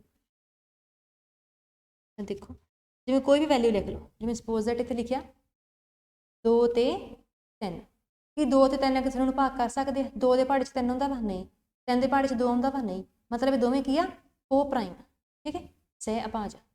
ਉਸੇ ਤਰ੍ਹਾਂ ਦੇਖੋ 4 ਤੇ 5 ਦੇਖੋ ਕੀ 4 ਦੇ ਪਹਾੜੇ 'ਚ 5 ਆਉਂਦਾ ਵਾ ਨਹੀਂ 5 ਦੇ ਪਹਾੜੇ 'ਚ 4 ਆਉਂਦਾ ਵਾ ਨਹੀਂ ਮਤਲਬ ਇਹ ਵੀ ਕੀ ਆ ਕੋ ਪ੍ਰਾਈਮ ਆ ਠੀਕ ਹੈ ਦੋਵੇਂ ਕਿਸੇ ਨੂੰ ਭਾਗ ਨਹੀਂ ਕਰ ਸਕਦੀਆਂ ਠੀਕ ਹੈ। ਅੱਗੇ ਦੇਖੋ ਮੰਨ ਲਓ 6 ਤੇ 3 ਦੇ ਪਹਾੜੇ 'ਚ 6 ਆਉਂਦਾ ਵਾ ਹਾਂ 6 ਦੇ ਪਹਾੜੇ 'ਚ 3 ਆਉਂਦਾ ਨਹੀਂ ਮਤਲਬ ਕੋਈ ਤਾਂ ਕਿਸੇ ਨੂੰ ਡਿਵਾਈਡ ਕਰ ਰਿਹਾ ਨਾ ਦੋਵਾਂ 'ਚੋਂ ਤਾਂ ਇੱਧਰ ਕੀ ਹੈ ਜਿਹੜਾ 6 ਆ ਉਹਨੂੰ 3 ਡਿਵਾਈਡ ਕਰ ਸਕਦਾ ਠੀਕ ਹੈ ਮਤਲਬ ਇਹ ਕੀ ਆ ਕੋ ਪ੍ਰਾਈਮ ਨਹੀਂ ਗੀ। ਅੱਗੇ ਦੇਖੋ ਜਿਵੇਂ 4 ਤੇ 16 ਠੀਕ ਹੈ ਕਿ 4 16 ਨੂੰ ਡਿਵਾਈਡ ਕਰ ਸਕਦਾ ਵਾ ਜਾਂ 16 4 ਨੂੰ ਡਿਵਾਈਡ ਕਰ ਸਕਦਾ ਦੋਵਾਂ 'ਚੋਂ ਕੋਈ ਇੱਕ ਦੂਜੇ ਨੂੰ ਡਿਵਾਈਡ ਕਰੇ ਇਹਨਾਂ ਦੋਵਾਂ ਦੇ ਵਿੱਚੋਂ ਕੋਈ ਇੱਕ ਸੰਖਿਆ ਦੂਜੀ ਸੰਖਿਆ ਨੂੰ ਡਿਵਾਈਡ ਕਰੇ ਤਾਂ ਹਾਂ 16 ਨੂੰ 4 ਡਿਵਾਈਡ ਕਰ ਸਕਦਾ 4 ਚੌਕੇ 16 ਮਤਲਬ ਇਹ ਵੀ ਕੋ ਪ੍ਰਾਈਮ ਨਹੀਂ ਗੀ। ਕੋ ਪ੍ਰਾਈਮ ਕਿਹੜੀਆਂ ਹੁੰਦੀਆਂ ਜਿਹੜੀਆਂ ਇੱਕ ਦੂਜੇ ਦੇ ਪਹਾੜੇ 'ਚ ਜਿਵੇਂ 7 ਤੇ 8 ਲਿਖਿਆ ਵਾ ਠੀਕ ਹੈ ਕਿ 7 8 ਨੂੰ ਡਿਵਾਈਡ ਕਰ ਸਕਦਾ ਨਹੀਂ 8 7 ਨੂੰ ਡਿਵਾਈਡ ਕਰ ਸਕਦਾ ਵਾ ਨਹੀਂ ਮਤਲਬ ਇਹ ਵੀ ਕੀ ਆ ਕੋ ਪ੍ਰਾਈਮ। ਤਾਂ ਕੋ ਪ੍ਰਾਈਮ ਉਹ ਹੁੰਦੀਆਂ ਜਿਹੜੀਆਂ ਇੱਕ ਦੂਜੇ ਨੂੰ ਡਿਵਾਈਡ ਨਹੀਂ ਕਰਦੀਆਂ ਠੀਕ ਹੈ ਜਿਹੜੀਆਂ ਡਿਵਾਈਡ ਕਰ ਸਕਦੀਆਂ ਵਾ ਉਹ ਕੋ ਪ੍ਰਾਈਮ ਨਹੀਂ ਹੁੰਦੀਆਂ ਜਿਵੇਂ ਆਹ ਡਿਵਾਈਡ ਕਰ ਸਕਦੀਆਂ ਸੀ ਨਾ ਇੱਕ ਦੂਜੇ ਨੂੰ ਇਹ ਕੋ ਪ੍ਰਾਈਮ ਨਹੀਂ ਗੀ। ਅੱਗੇ ਗੱਲ ਕਰਦੇ ਹਾਂ ਪਾਵਰ ਦੀ ਘਾਤ ਦੀ ਠੀਕ ਹੈ ਇੱਥੇ ਮੈਂ ਪਾਵਰ ਨੂੰ ਬਿਲਕੁਲ ਬੇਸਿਕ ਤੋਂ ਡਿਸਕਸ ਕਰਨਾ ਬਿਲਕੁਲ ਬੇਸਿਕ ਤੋਂ ਇਹ ਕਾਫੀ ਅੱਗੇ ਤੱਕ ਜਾ ਸਕਦਾ ਟੌਪਿਕ ਬਟ ਮੈਂ ਇੱਥੇ ਬਿਲਕੁਲ ਇਹਦਾ ਬੇਸਿਕ ਡਿਸਕਸ ਕਰੂੰਗੀ ਠੀਕ ਹੈ। ਪਾਵਰ ਕੀ ਹੁੰਦੀ ਆ ਘਾਤ ਕੀ ਹੁੰਦੀ ਆ ਸਪੋਜ਼ ਦੈਟ ਕੋਈ ਵੈਲਿਊ ਆ ਵੈਸੇ ਇਹਦੇ ਉੱਪਰ ਇੱਥੇ ਲਿਖਿਆ 2 ਠੀਕ ਹੈ ਕੋਈ ਵੈਲਿਊ ਆ ਉਹਦੇ ਉੱਪਰ ਇੱਥੇ ਲਿਖਿਆ ਵਾ 10 ਤਾਂ ਇਹਦਾ ਕੀ ਮਤਲਬ ਆ ਜਿਹੜੀ ਉੱਤੇ ਉੱਪਰ ਨਿੱਕਾ ਜਿਹਾ ਕਰਕੇ 2 3 4 8 10 15 ਕੁਛ ਵੀ ਨਿੱਕੀ ਜਿਹੀ ਪਾਵਰ ਪਾਈ ਹੁੰਦੀ ਹੈ ਜਿਵੇਂ 5 ਦੇ ਉੱਤੇ ਇੱਥੇ ਪਾਇਆ ਵਾ 15 ਠੀਕ ਹੈ ਆ ਜਿਹੜੀ ਨਿੱਕੀ ਜਿਹੀ ਪਾਵਰ ਪਾਈ ਹੁੰਦੀ ਉੱਪਰ ਕਰਕੇ ਇਹਨੂੰ ਕੀ ਕਹਿੰਦੇ ਆ ਘਾਤ ਕਹਿੰਦੇ ਆ ਪਾਵਰ ਕਹਿੰਦੇ ਨਿੱਕੀ ਜਿਹੀ ਵੈਲਿਊ ਨੂੰ ਠੀਕ ਹੈ। ਇਹਦਾ ਮੀਨਿੰਗ ਕੀ ਹੁੰਦਾ ਜੇ 2 ਦੇ ਉੱਪਰ 2 ਪਾਇਆ ਮਤਲਬ 2 ਨੂੰ ਕਿੰਨੀ ਵਾਰੀ ਗੁਣਾ ਕਰਨਾ ਵਾ 2 ਵਾਰੀ ਜੇ 2 ਦੇ ਉੱਪਰ 3 ਪਾਇਆ ਮਤਲਬ 2 ਨੂੰ ਕਿੰਨੀ ਵਾਰੀ ਗੁਣਾ ਕਰਨਾ ਵਾ 3 ਵਾਰੀ ਜੇ 2 ਦੇ ਉੱਪਰ 4 ਪਾਇਆ ਮਤਲਬ ਇਹਨੂੰ ਕਿੰਨੀ ਵਾਰੀ ਗੁਣਾ ਕਰਨਾ ਵਾ 4 ਵਾਰੀ ਠੀਕ ਹੈ। ਉਵੇਂ ਇੱਥੇ ਮੰਨ ਲਓ ਹੁਣ 3 ਦੇ ਉੱਪਰ ਪਾਇਆ ਕੁਛ ਵੀ ਮੰਨ ਲਓ 3 ਦੇ ਉੱਪਰ ਪਾਇਆ ਵਾ 5 ਇਹਦਾ ਮਤਲਬ 3 ਨੂੰ ਕਿੰਨੀ ਵਾਰੀ ਗੁਣਾ ਕਰਨਾ ਵਾ 5 ਵਾਰੀ ਠੀਕ ਹੈ। 5 ਦੇ ਉੱਪਰ ਮੰਨ ਲਓ ਇੱਥੇ 15 ਪਾਇਆ ਵਾ ਇਹਦਾ ਮਤਲਬ 5 ਨੂੰ ਕਿੰਨੀ ਵਾਰੀ ਗੁਣਾ ਕਰਨਾ ਐਂ ਕਰਕੇ 15 ਵਾਰੀ ਲਿਖਣਾ ਠੀਕ ਹੈ। ਜਿੰਨੀ ਵੀ ਉਹਦੀ ਪਾਵਰ ਹੁੰਦੀ ਹੈ ਮਤਲਬ ਵੈਲਿਊ ਨੂੰ ਉਨੀ ਵਾਰੀ ਆਪਾਂ ਗੁਣਾ ਕਰਨਾ ਐਂ ਕਰਕੇ 15 ਵਾਰੀ ਠੀਕ ਹੈ। ਦੇਖ ਲਿਆ ਜੀ ਠੀਕ ਹੈ। ਤਾਂ ਇਹ ਹੁੰਦਾ ਪਾਵਰ ਦਾ ਮਤਲਬ। ਹੁਣ ਇਸ ਚੀਜ਼ ਨੂੰ ਆਪਾਂ ਇੱਕ ਹੋਰ ਤਰੀਕੇ ਨਾਲ ਵੀ ਸੋਚ ਸਕਦੇ ਹਾਂ ਮੰਨ ਲਓ ਸਪੋਜ਼ ਦੈਟ ਕਿਸੇ ਨੇ ਆ ਵੈਲਿਊ ਲਿਖੀ ਹੋਵੇ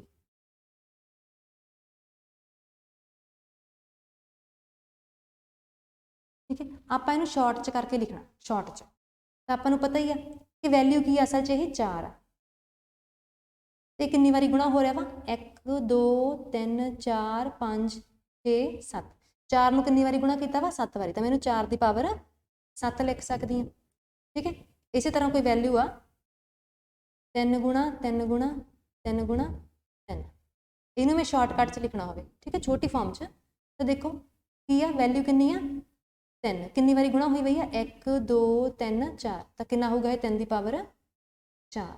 ਇਸੇ ਤਰ੍ਹਾਂ ਇੱਕ ਹੋਰ ਚੀਜ਼ ਦੇਖਦੇ ਆਪਾਂ, ਮੰਨ ਲਓ ਵੈਲਿਊ ਦਿੱਤੀ ਹੈ 4 ਗੁਣਾ 4 10 ਗੁਣਾ 10 ਗੁਣਾ 10, ਇਹਨੂੰ ਆਪਾਂ ਸ਼ਾਰਟ 'ਚ ਕਰਕੇ ਲਿਖਣਾ, ਤਾਂ ਦੇਖੋ 4 ਕਿੰਨੀ ਵਾਰੀ ਗੁਣਾ ਹੋਇਆ ਵਾ 2 ਵਾਰੀ, ਤਾਂ ਮੈਂ ਕੀ ਲਿਖੂੰਗੀ 4 ਦੀ ਪਾਵਰ 2। 10 ਕਿੰਨੀ ਵਾਰੀ ਗੁਣਾ ਹੋਇਆ ਵਾ 3 ਵਾਰੀ, ਇਹਨੂੰ ਮੈਂ ਕੀ ਲਿਖੂੰਗੀ 10 ਦੀ ਪਾਵਰ 3।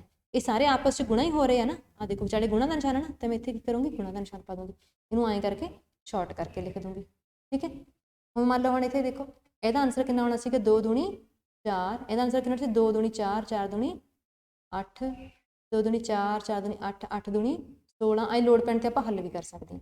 ਹੁਣ ਦੇਖੋ ਮੰਨ ਲਓ 10 ਦੀ ਪਾਵਰ 1 ਆ, ਠੀਕ ਹੈ, ਜਾਂ 2 ਦੀ ਪਾਵਰ 1 ਆ, ਤਾਂ ਇਹਦਾ ਕੀ ਮਤਲਬ ਹੈ 10 ਦੀ ਪਾਵਰ 1 ਦਾ ਮਤਲਬ ਕਿ 10 ਨੂੰ ਕਿੰਨੀ ਵਾਰੀ ਲਿਖਣਾ 1 ਵਾਰੀ, 2 ਦੀ ਪਾਵਰ 1 ਦਾ ਮਤਲਬ ਇਹਨੂੰ ਕਿੰਨੀ ਵਾਰੀ ਲਿਖਣਾ 1 ਵਾਰੀ, 10 ਦੀ ਪਾਵਰ 2 ਦਾ ਕੀ ਮਤਲਬ ਆ 10 ਨੂੰ ਕਿੰਨੀ ਵਾਰੀ ਲਿਖਣਾ 2 ਵਾਰੀ। ਠੀਕ ਹੈ, ਕਿੰਨਾ ਆ ਜਾਊਗਾ ਇਹ 100। 10 ਦੀ ਪਾਵਰ 3 ਦਾ ਕਿੰਨਾ ਮਤਲਬ ਆ ਇਹਨੂੰ ਕਿੰਨੀ ਵਾਰੀ ਲਿਖਣਾ 3 ਵਾਰੀ, ਇਹ ਕਿੰਨਾ ਆ ਜਾਊਗਾ 1000।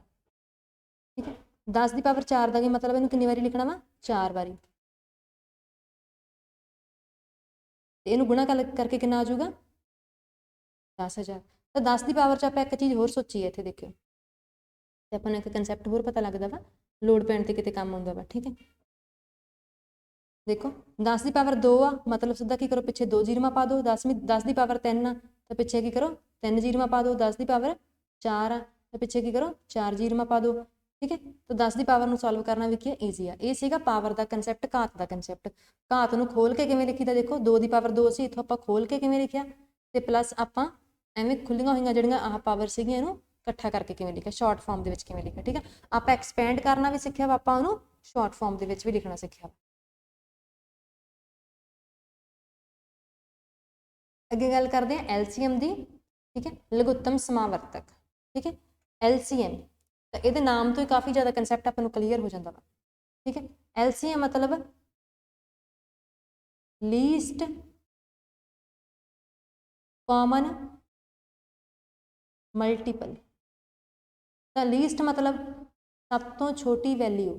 ਕੁਐਸਚਨ 'ਚ ਐਂ ਲਿਖਿਆ ਹੁੰਦਾ, ਉੱਥੇ ਇਹ ਨਹੀਂ ਕਹਿੰਦੇ ਕਿ ਲਘੁੱਤਮ ਕੱਢੋ, ਉਹ ਪਤਾ ਕੀ ਲਿਖਣਗੇ ਸਭ ਤੋਂ ਛੋਟੀ ਵੈਲਿਊ ਪਤਾ ਕਰੋ, ਜਿਹੜੀ ਐਂ ਹੋਊਗੀ ਕੁਛ ਵੀ ਅੱਗੇ ਲਿਖਣਗੇ, ਲਿਖਿਆ ਆਊਗਾ ਸਭ ਤੋਂ ਛੋਟੀ ਵੈਲਿਊ ਪਤਾ ਕਰੋ, ਤਾਂ ਉਹਦਾ ਮਤਲਬ ਉਹ LCM ਪਤਾ ਕਰਨ ਲਈ ਕਹਿ ਰਹੇ ਆ। ਠੀਕ ਹੈ, ਡਾਇਰੈਕਟ ਨਹੀਂ ਕੁਐਸਚਨ 'ਚ ਕਹਿਣਗੇ LCM ਕੱਢ ਕੇ ਦਿਖਾਓ, ਤਾਂ ਆਪਾਂ ਨੂੰ ਸਮਝਣ ਚਾਹੀਦੀ ਕਿ ਮੀਨਿੰਗ ਕੀ ਆ। ਲੀਸਟ ਕਾਮਨ ਮਤਲਬ ਛੋਟੀ ਵੈਲਿਊ ਜਿਹੜੀ ਕੀ ਆ ਸਾਰਿਆਂ ਦੇ ਵਿੱਚ ਮਲਟੀਪਲ ਹੋਵੇ, ਸਾਰਿਆਂ ਦੇ ਨਾਲ ਡਿਵਾਈਡ ਹੁੰਦੀ ਹੋਵੇ।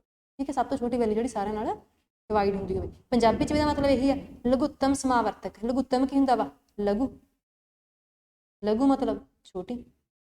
ਠੀਕ ਹੈ, ਲਘੁੱਤਮ ਸਮਾਵਰਤਕ ਮਤਲਬ ਲਘੂ ਵੈਲਿਊ, ਛੋਟੀ ਵੈਲਿਊ ਜਿਹੜੀ ਕਿ ਸਾਰਿਆਂ ਨਾਲ ਡਿਵਾਈਡ ਹੁੰਦੀ ਹੋਵੇ। ਹੁਣ ਦੇਖੋ ਇਹਦੇ ਬਾਰੇ ਆਪਾਂ ਨੂੰ ਪਤਾ ਕਿਉਂ ਚੱਲੂਗਾ, ਇਹ ਕਾਫੀ ਡੈਪਥ ਵਾਲਾ ਕੰਸੈਪਟ ਆ। ਤੇ ਲਘੁੱਤਮ ਜਾਣੀ ਕਿ LCM ਤੇ HCF, ਮਹੱਤਮ ਸਮਾਵਰਤਕ ਤੇ ਲਘੁੱਤਮ ਸਮਾਵਰਤਕ ਤੇ ਬਹੁਤ ਜ਼ਿਆਦਾ ਕਮਾਂਡ ਹੋਣੀ ਜ਼ਰੂਰੀ ਆ। ਠੀਕ ਹੈ, ਇਹਦੇ ਬਿਨਾਂ ਅਸੀਂ ਮੈਥ ਦੇ ਵਿੱਚ ਸਰਵਾਈਵ ਨਹੀਂ ਕਰ ਸਕਦੇ, ਇਹਦੇ ਬਿਨਾਂ ਕੁਐਸਚਨਸ ਨਹੀਂ ਹੋ ਸਕਦੇ। ਸੋ ਕਈ ਬੱਚੇ ਸੋਚਦੇ ਆ ਕਿ ਜੀ LCM HCF ਛੱਡ ਦਿਓ ਤੇ ਬਾਕੀ ਸਾਰਾ ਮੈਥ ਕਰ ਲਓ, ਹੈ ਨਾ। LCM HCF ਵਾਲਾ ਚੈਪਟਰ ਭਾਵੇਂ ਆਪਾਂ ਨਹੀਂ ਕਰ ਰਹੇ, ਬਟ ਆਪਾਂ LCM HCF ਦੇ ਕੰਸੈਪਟ ਨੂੰ ਤਾਂ ਜ਼ਰੂਰ ਕਰਨਾ ਨਾ। ਇਸ ਕੰਸੈਪਟ ਬਿਨਾਂ ਸਾਡਾ ਗੁਜ਼ਾਰਾ ਨਹੀਂ ਹੋ ਸਕਦਾ। ਤਾਂ ਦੇਖੋ ਮੰਨ ਲਓ ਕੋਈ ਵੀ ਟੇਬਲ ਆ, ਸਪੋਜ਼ ਦੈਟ ਇੱਕ ਹੈਗਾ ਵਾ 4 ਦਾ, ਠੀਕ ਹੈ, ਦੂਸਰਾ ਹੈਗਾ ਵਾ 8 ਦਾ। ਠੀਕ ਹੈ, ਆਪਾਂ ਇਹਨਾਂ ਦਾ LCM ਕੱਢਣਾ। LCM ਤਾਂ ਮੈਂ ਇਹਦਾ ਟੇਬਲ ਲਿਖਣ ਲੱਗ ਪੈਣੀ, 4 ਏਕਮ 4 4 ਦੂਣੀ 8 4 ਤੀਏ 12 4 ਚੌਕੀ 16, ਇਵੇਂ ਕਰਕੇ ਟੇਬਲ ਚੱਲੀ ਚੱਲੂਗਾ, ਹੈ ਨਾ। 5 ਚੌਕਾ 20, ਉਵੇਂ 8 ਦਾ 8 ਏਕਮ 8 8 ਦੂਣੀ 16 8 ਤੀਆ 24, 8 ਚੌਕਾ 32 8 5 40, ਐਂ ਕਰਕੇ ਟੇਬਲ। ਹੁਣ ਆਪਾਂ ਕਰਨਾ LCM, ਤਾਂ ਆਪਾਂ ਇਹਨਾਂ ਦੋਵਾਂ ਦੇ ਵਿੱਚ ਉਹ ਵੈਲਿਊ ਦੇਖਣੀ ਆ ਜਿਹੜੀ ਛੋਟੀ ਹੋਵੇ ਤੇ ਕਾਮਨ ਹੋਵੇ। ਤਾਂ ਦੇਖੋ ਕੀ 4 ਦੋਵਾਂ 'ਚ ਕਾਮਨ ਆ? ਨਹੀਂ। ਕੀ 8 ਦੋਵਾਂ 'ਚ ਕਾਮਨ ਆ? ਆ ਜਿਹੜਾ 8 ਆ ਦੋਵਾਂ 'ਚ ਕਾਮਨ। ਠੀਕ ਹੈ, ਉਸ ਤੋਂ ਬਾਅਦ ਹੋਰ ਕੀ ਕਾਮਨ ਆ? ਦੇਖੋ 16 ਤੇ 16 ਕਾਮਨ ਆ। ਠੀਕ ਹੈ, ਅੱਗੇ ਚੱਲਾਂਗੇ ਹੋਰ ਵੀ ਕਈ ਵੈਲਿਊਜ਼ ਕਾਮਨ ਆ ਜਾਣਗੀਆਂ, ਜਿਵੇਂ ਇੱਥੇ ਦੇਖੋ ਇੱਥੇ ਅੱਗੇ ਕੀ ਆਊਗਾ 24, ਇੱਥੇ ਕੀ ਆਊਗਾ तो देखो वैल्यूज़ बहुत कॉमन आ दोवां दे विच, किहड़ी कॉमन आ 8 16 ते 24। तो वैल्यू किहड़ी लैनी हुंदी आपां, ओह कॉमन जिहड़ी दोवां दे पहाड़े च आउंदी होवे। कॉमन मल्टीपल आपां लिख लए, किहड़े-किहड़े कॉमन मल्टीपल आ 8 आ 16 वा 24 ते अगे होर भी कई होणगे। पर किहड़ा कॉमन मल्टीपल लैना जिहड़ा सब तो छोटा होवे। तो सब तो छोटा की है 8, मतलब इन्हां दा LCM की आ गया अपने कोले। एक होर एग्जांपल करते हैं, जिवें 16 ते 12 का टेबल। पहले मैं 16 का टेबल लिखती हूँ, 16 एकम 16, 16 दूना 32, 16 तिया 48, 16 चौकी 64, 16 पाँजा 80, 16 छीक 96, इवें करके चली जाऊगा। ठीक है, हम मैं 12 का टेबल लिखती हूँ। 12 एकम 12, 12 दूना 24, 12 तिया 32, 12 चौक 48, 12 5 60, 12 छीका 70। हम इन दोनों के कॉमन देखो की है, 16 कॉमन आ नहीं, 32 कॉमन आ नहीं, 48 कॉमन आ हाँ, 48 इत्थे भी हैगा वा, 48 इत्थे भी हैगा। ठीक है, तो टेबल में अगे अगे लिखी चलना। तो देखो होर अगे की कॉमन आ 96 ते 96 कॉमन। तो देखो 16 ते 12 का आप एलसीएम कढ़ना सी, 16 ते 12 का आप एलसीएम पूछा सी मान लो आपां, तो किहड़ियां-किहड़ियां वैल्यूज़ दोवां दे विच कॉमन आ, एक तो 48 कॉमन आ, एक की कॉमन आ 96। आपां की करना आंदा least common multiple, common multiple लैने सीगे, हाँ जी लै ले, किहड़े-किहड़े 48 ते 96, पर लैना किहड़ा वा छोटा, तो छोटी वैल्यू किहड़ी आ 48, एलसीएम की आ गया 48। तो जानी कि वो वैल्यू जिहड़ी दोवां दे टेबल दे विच सब तो पहला आउंदी होवे ते कॉमन हो, सब तो पहली कॉमन वैल्यू टेबल दे जिहड़ी आउंदी होवे ओह एलसीएम हुंदी है। एक तो यह तरीका सी, ये तो मैं कंसैप्ट समझाया कि एलसीएम हुंदा किवें आ। ठीक है, अगे आपां इहनूं सॉल्व करने तरीके देखांगे जिहदे नाल अपनी कैलकुलेशन ईजी हो जाए। ठीक है, वड्डियां वड्डियां वैल्यूज़ हुंदियां कई वारी ते आपां एलसीएम कढना हुंदा, ते उदों आपां एवें थोड़ा सारा पहाड़ा लिख के देखांगे। ठीक है, उत्थे आपां कोई होर तरीका वरतांगे, ओह आपां देखदे हां कि वो तरीका वा फैक्टर वाला। जिवें सपोज दैट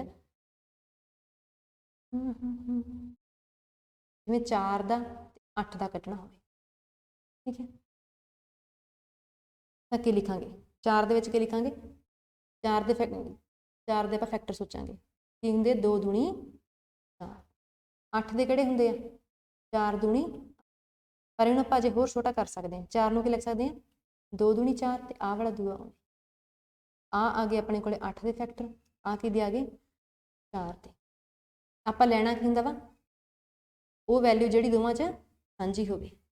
ठीक है, वैल्यू जी दोवां च सांझी हो। तो देखो हम मैं इनू की लिख सकती हूँ 2 गुणा 2 की लिख सकती हूँ 2 की पावर 2, 2 गुणा 2 की लिख सकती हूँ 2 की पावर 3। ठीक है, तो दोवां च जी वड्डी वैल्यू वो अपना आंसर होंगी 2 की पावर 3, जानी कि 2 गुणा 2 गुणा 2 गुणा 2, 2 दूनी 4, 4 दूनी 8 अपना। ठीक है, होर एग्जाम्पल्स मैं करूँगी मैं, रुको जिमें 8 गुणा 32 आ। ठीक है, 8 में आप लिखांगे 4 गुणा 2, 4 में मैं लिख सकती हाँ 2 गुणा 2, आ वाला 2 उमें। ठीक है, हम इन्हें आप लिख सकते हैं 2 गुणा 2 गुणा 2, तो 2 कितनी बारी गुणा हो रहा 3 बारी, तो 8 में आप लिख सकते हैं 2 की पावर 3। हम आप 32 बार सोच के देखते हैं, 32 में आप लिखिए मान लो शॉर्टकट 8 चौका 32, 8 की लिख सकते हैं 2 गुणा 2 गुणा 2, 4 की लिख सकते हैं 2 गुणा, सारे आपस में गुणा ही हो रहे थे। हम देखो 32 आप लिखांगे 1 2 3 4 5, 5 बारी 2 गुणा किया, यह आ गया अपना 32 का आंसर, आ गया अपना 8 का। ठीक है, आप लेना की आ एलसीएम, तो वह वैल्यू लैनी जी सारे हो, तो 2 की पावर 5 लिख लेना, वड्डी वैल्यू लिख लेना। ठीक है, 8 का जवाब कितना आया 2 की पावर 3, तो 32 का कितना आया 2 की पावर 5, आप किहड़ा लेना वड्डी वैल्यू। ठीक है, एक होर तरीका मैं समझण अगे एग्जाम्पल ना करते हैं, जिवें देखो 24 32 36 इन्हां दा एलसीएम कढना, 24 का 32 का तो 36 का, तो पहले मैं 24 हल करती 24 की हुंदा वा 8 दी आ 24, 8 नूं आपां लिख देंगे 2 गुणा 2 गुणा 2 ते नाल आ वाला 3, हम इन्हूं आपां की लिख सकते हैं आ 2 3 बारी गुणा होया वा 2 की पावर 3 ते गुणा च 3, 3 की पावर कितनी आ कोई नहीं, तो मतलब कितनी पावर 1। ठीक है, एक बारी गुणा होया 3, 3 की पावर कितनी है 1, ये आप फैक्टर दे विच कीता होया। ठीक है, हम मैं हल करती हाँ 32, तो 32 मैं की लिखूँगी 8 चौका 32, 8 ਨੂੰ ਆਪਾਂ ਹੁਣੇ ਕਰਕੇ ਹਟੇ ਆ। 8 ਦਾ ਆਂਸਰ ਕਿੰਨਾ ਹੁੰਦਾ 2 ਗੁਣਾ 2 ਗੁਣਾ 2, ਇਹ ਹੁੰਦਾ 8। 4 ਦਾ ਕਿੰਨਾ ਹੁੰਦਾ ਵਾ 2 ਗੁਣਾ 2, ਤਾਂ 1 2 3 4 5, ਤਾਂ 2 ਨੂੰ ਕਿੰਨੀ ਵਾਰੀ ਗੁਣਾ ਕੀਤਾ 5 ਵਾਰੀ। ਹੁਣ ਅੱਗੇ ਦੇਖਦੇ ਹਾਂ 36 ਨੂੰ, 3 ਵੈਲਿਊਜ਼ ਹੈ ਨਾ 24 32 36। 36 ਨੂੰ ਦੇਖਦੇ ਹਾਂ, ਤਾਂ 36 ਤਾਂ ਮੇਰੇ ਦਿਮਾਗ 'ਚ ਜੋ ਵੀ ਆਪਣੇ ਦਿਮਾਗ 'ਚ ਵੈਲਿਊ ਆ ਰਹੀ ਆਪਾਂ ਲਿਖ ਲੈਣੀ ਹੁੰਦੀ ਆ, ਫਿਕਸ ਨਹੀਂ ਤਾਂ ਕਿ ਕੀ ਲਿਖਣਾ। 9 ਚੌਕੜਾ 36, ਠੀਕ ਹੈ। ਮੈਂ ਬਾਹਰੋਂ 30 36 ਵੀ ਲਿਖ ਸਕਦੀ ਸੀਗੀ, ਇੱਥੋਂ ਵੀ ਸੋਚ ਸਕਦੀ ਸੀ, ਪਰ ਮੇਰੇ ਦਿਮਾਗ 'ਚ 9 ਚੌਕ 36 ਹੈ, ਮੈਂ 9 ਚੌਕ 36 ਲਿਖ ਲਿਆ। 9 ਨੂੰ ਕੀ ਲਿਖੂੰਗੀ 3 ਗੁਣਾ 3, ਤੇ 4 ਨੂੰ ਕੀ ਲਿਖੂੰਗੀ 2 ਗੁਣਾ 2। ਹੁਣ ਇਹਦੀ ਪਾਵਰ ਬਦਲੀਏ, 3 ਕਿੰਨੀ ਵਾਰੀ ਗੁਣਾ ਹੋਇਆ ਵਾ 2 ਵਾਰੀ, 2 ਕਿੰਨੀ ਵਾਰੀ ਗੁਣਾ ਹੋਇਆ ਵਾ 2 ਵਾਰੀ, ਵਿਚਾਲੇ ਗੁਣਾ ਦਾ ਨਿਸ਼ਾਨ, ਤਾਂ ਆਹ ਇਹਦਾ ਆਨਸਰ ਆ ਗਿਆ। ਆਹ ਤਾਂ ਜੇ ਆਪਾਂ ਪਾਵਰਾਂ ਬਣਾਈਆਂ, ਠੀਕ ਹੈ। ਪਹਿਲਾਂ ਆਪਾਂ ਇਹਨਾਂ ਦੀਆਂ ਪਾਵਰਾਂ ਬਣਾਉਣੀਆਂ ਹੁੰਦੀਆਂ। ਹੁਣ ਆਪਾਂ ਲਿਖਣਾ ਵਾ LCM। ਤਾਂ ਦੇਖੋ ਕਿਹੜੀਆਂ ਕਿਹੜੀਆਂ ਵੈਲਿਊਜ਼ ਆਪਣੇ ਕੋਲੇ, ਪਹਿਲੇ ਦੇ ਵਿੱਚ ਕਿਹੜੀਆਂ ਵੈਲਿਊਜ਼ ਆ 2 ਤੇ 3 ਮਿੰਟ,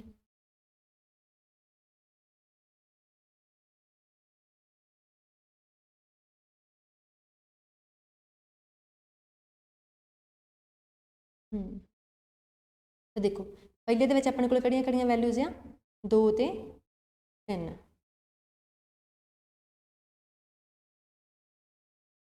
ਠੀਕ ਹੈ। ਇੱਕ 2 ਆ, ਇੱਕ 3 ਆ। ਦੂਜੇ ਦੇ ਵਿੱਚ ਕੀ ਆ 2, ਤੀਜੇ ਦੇ ਵਿੱਚ ਕੀ ਆ 2 ਤੇ 3, ਮਤਲਬ ਆਪਾਂ 2 ਤੇ 3 ਦੀਆਂ ਵੈਲਿਊਜ਼ ਲੈਣੀਆਂ, 2 ਦੀਆਂ ਤੇ 3 ਦੀਆਂ। ਹੁਣ ਦੇਖ ਲਓ 2 ਦੀ ਸਭ ਤੋਂ ਵੱਡੀ ਪਾਵਰ ਕਿਹੜੀ ਹੈ ਇੱਥੇ, ਇਹ 'ਚ 2 ਦੀ ਪਾਵਰ ਕਿੰਨੀ ਆ 3, ਇਹ 'ਚ 2 ਦੀ ਪਾਵਰ ਕਿੰਨੀ ਆ 5, ਇਹ 'ਚ 2 ਦੀ ਪਾਵਰ ਕਿੰਨੀ ਆ 2, ਸਭ ਤੋਂ ਵੱਡੀ ਪਾਵਰ ਕਿੰਨੀ ਆ 5, ਤਾਂ 5 ਲਿਖ ਲਓ। ਫਿਰ 3 ਦੀ ਪਾਵਰ ਕਿੰਨੀ ਹੈ ਦੇਖੋ 1, ਤੇ 3 ਦੀ ਪਾਵਰ ਇਹ 'ਚ ਤਾਂ ਹੈ ਹੀ ਨਹੀਂ ਦੂਸਰੇ ਨੰਬਰ ਵਾਲੇ 'ਚ, ਤੇ ਠੀਕ ਹੈ ਇੱਥੇ ਤਾਂ 3 ਦੀ ਪਾਵਰ ਹੈ ਹੀ ਨਹੀਂ ਗੀ, ਤੇ ਨੀਚੇ 3 ਦੀ ਪਾਵਰ ਕਿੰਨੀ ਆ 2, ਤਾਂ ਦੇਖੋ ਇੱਥੇ 3 ਦੀ ਪਾਵਰ 1 ਆ, ਨੀਚੇ 3 ਦੀ ਪਾਵਰ 2 ਆ, ਆਪਾਂ ਕਿਹੜੀ ਲੈਣੀ ਆ ਵੱਡੀ, ਆ ਗਿਆ 2। ਆਪਣਾ ਹੋ ਗਿਆ LCM, ਠੀਕ ਹੈ। ਇਹਨੂੰ ਅੱਗੇ ਜੇ ਲਿਖਣਾ ਹੋਵੇ ਤਾਂ ਆਪਾਂ ਇਹਨੂੰ ਮਲਟੀਪਲਾਈ ਕਰਕੇ ਲਿਖ ਸਕਦੇ ਹਾਂ, ਬਟ ਇੱਥੇ ਛੱਡ ਦਿਓ, ਠੀਕ ਹੈ। ਅੱਗੇ ਦੇਖਦੇ ਹਾਂ, ਫਿਰ LCM ਕੱਢਦੇ ਹਾਂ 64 ਦਾ 62 ਦਾ 72 ਦਾ। ਦੇਖੋ ਥੋੜਾ ਪ੍ਰੈਕਟਿਸ ਵਾਲਾ ਟੌਪਿਕ ਆ, ਬਟ ਵੈਰੀ ਇੰਪੋਰਟੈਂਟ ਹੈ। ਕਿਉਂ? ਕਿਉਂਕਿ ਦੇਖੋ ਆਪਾਂ ਟਾਈਮ ਐਂਡ ਵਰਕ ਕਰਦੇ ਹਾਂ, ਠੀਕ ਹੈ। ਟਾਈਮ ਐਂਡ ਵਰਕ ਵਗੈਰਾ ਕੁਐਸਚਨਸ ਕਰਦੇ ਹਾਂ, ਪਾਈਪਸ ਵਾਲੇ ਕੁਐਸਚਨਸ ਕਰਦੇ ਹਾਂ, ਪਾਈਪ ਐਂਡ ਸਿਸਟਮ ਵਗੈਰਾ ਵਾਲੇ, ਉਹਨਾਂ ਸਾਰਿਆਂ 'ਚ ਆਪਾਂ ਨੂੰ LCM ਦੀ ਜ਼ਰੂਰਤ ਆ, ਠੀਕ ਹੈ। ਸੋ LCM ਬਿਨਾਂ ਆਪਾਂ ਉਹ ਕੁਐਸਚਨਸ ਨਹੀਂ ਕਰ ਸਕਦੇ। ਸੋ LCM ਦੀ ਪ੍ਰੈਕਟਿਸ ਕਰਨੀ ਆ। ਥੋੜਾ ਜਿਹਾ ਹਾਰਡ ਟੌਪਿਕ ਹੋ ਸਕਦਾ ਜਿਨ੍ਹਾਂ ਨੇ ਮਤਲਬ ਪਹਿਲੀ ਵਾਰੀ ਕਰਨਾ ਹੈ, ਤੇ ਇਹਦੀ ਥੋੜੀ ਜਿਹੀ ਪ੍ਰੈਕਟਿਸ ਕਰਿਆ ਜੇ। ਤੁਹਾਨੂੰ ਸ਼ੀਟਸ ਵੀ ਦੇਵਾਂਗੇ ਪ੍ਰੈਕਟਿਸ ਵਾਲੀਆਂ ਪੰਜਾਬੀ ਵਾਲਿਆਂ ਨੂੰ, ਜਿਨ੍ਹਾਂ ਦਾ ਪੰਜਾਬੀ ਮੀਡੀਅਮ ਹੈ, ਕਿਉਂਕਿ ਉਹਨਾਂ ਕੋਲੇ ਕੁਐਸਚਨਸ ਨਹੀਂ ਹੁੰਦੇ ਜ਼ਿਆਦਾ ਕਰਨ ਲਈ, ਤਾਂ ਕਰਕੇ। ਬਾਕੀਆਂ ਦੀ ਤਾਂ RS ਅਗਰਵਾਲ ਦੀ ਬੁੱਕ ਕਰ ਲੈਣੀ ਹੈ, ਠੀਕ ਹੈ। ਜਿਨ੍ਹਾਂ ਕੋਲ ਬੁੱਕ ਨਹੀਂ ਹੈਗੀ ਉਹ ਕਿਤੋਂ ਅਰੇਂਜ ਕਰ ਲੈਣ, ਥੋੜਾ PDF ਵਗੈਰਾ ਇਹਦਾ। ਤੇ ਦੇਖੋ LCM ਕਰਦੇ ਹਾਂ 64 ਦਾ। ਹੁਣ 64 ਨੂੰ ਕੀ ਲਿਖੀਏ, ਜੋ ਵੀ ਤੁਹਾਡੇ ਦਿਮਾਗ 'ਚ ਆ ਰਿਹਾ, ਜਿਵੇਂ 8 ਵਾਟੀ 64 ਆ ਗਿਆ ਮੇਰੇ ਦਿਮਾਗ 'ਚ, ਤੇ ਇਹ ਲਿਖ ਲਿਆ। ਅੱਗੇ ਆਪਾਂ ਨੂੰ ਪਤਾ 8 ਨੂੰ ਆਪਾਂ ਕੀ ਲਿਖਦੇ ਹੁੰਦੇ, ਦੇਖੋ ਯਾਦ ਹੀ ਰੱਖੋ ਨਾ, 8 ਨੂੰ ਕੀ ਲਿਖਦੇ ਹੁੰਦੇ ਆ 2 ਦੂਣੀ 4, 4 ਦੂਣੀ 8, ਯਾਨੀ ਕਿ 2 ਦੀ ਪਾਵਰ 3, ਹੈ ਨਾ। 8 ਨੂੰ ਆਪਾਂ ਕੀ ਲਿਖਦੇ ਨੇ 2 ਦੀ ਪਾਵਰ 3, ਤੇ ਇੱਥੇ ਵੀ 8 ਨੂੰ ਕੀ ਲਿਖਾਂਗੇ 2 ਦੀ ਪਾਵਰ 3, ਠੀਕ ਹੈ। ਯਾਨੀ ਕਿ ਟੋਟਲ 2 ਕਿੰਨੀ ਵਾਰੀ ਆ ਗਿਆ 6 ਵਾਰੀ, ਟੋਟਲ 2 ਕਿੰਨੀ ਵਾਰੀ ਆ ਗਿਆ 6 ਵਾਰੀ। ਦੇਖੋ ਐਂ ਲਿਖਾਂਗੇ ਨਾ, 8 ਨੂੰ ਕੀ ਲਿਖ ਸਕਦੇ ਸੀ ਆਪਾਂ 2 ਗੁਣਾ 2 ਗੁਣਾ 2, ਫਿਰ ਇਹਨੂੰ ਵੀ ਕੀ ਲਿਖ ਸਕਦੇ ਸੀਗੇ ਇੱਥੇ 2 ਗੁਣਾ 2 ਗੁਣਾ 2, ਤਾਂ 2 ਕਿੰਨੀ ਵਾਰੀ ਆ ਗਿਆ 6 ਵਾਰੀ, ਠੀਕ ਹੈ। ਇਹ ਹੋ ਗਿਆ 64। ਅੱਗੇ ਗੱਲ ਕਰਦੇ ਹਾਂ 72 ਦੀ। ਤਾਂ ਮੇਰੇ ਦਿਮਾਗ 'ਚ ਹੈ 8 ਨਾਮ 72, 8 ਨੂੰ ਕੀ ਲਿਖੂੰਗੀ 2 ਦੀ ਪਾਵਰ 3, ਯਾਦ ਹੀ ਹੋ ਗਿਆ। ਦੇਖੋ ਇੱਥੇ ਸਾਈਡ ਤੇ ਸੋਲਵ ਕੀਤਾ ਹੋਇਆ ਨਾ, ਕਈ ਵਾਰੀ ਕਰ ਚੁੱਕੇ, ਤਾਂ ਯਾਦ ਹੀ ਹੋ ਗਿਆ। 3 ਨੂੰ 9 ਨੂੰ ਕੀ ਲਿਖੂੰਗੀ 3 ਗੁਣਾ 3, ਯਾਨੀ ਕਿ ਇਹਨੂੰ ਕੀ ਲਿਖ ਸਕਦੇ ਹਾਂ 2 ਦੀ ਪਾਵਰ 3, ਆ 3 ਕਿੰਨੀ ਵਾਰੀ ਗੁਣਾ ਹੋਇਆ ਵਾ 2 ਵਾਰੀ, ਤੇ 3 ਦੀ ਪਾਵਰ 2। ਅੱਗੇ ਕਿਹਦੀ ਗੱਲ ਕਰਦੇ ਹਾਂ 80 ਦੀ। ਤਾਂ ਦੇਖੋ ਜੋ ਵੀ ਤੁਹਾਡੇ ਦਿਮਾਗ 'ਚ ਆ ਰਿਹਾ, ਜਿਵੇਂ ਦੇਖੋ 8 ਦਾ ਆ 80, ਠੀਕ ਹੈ।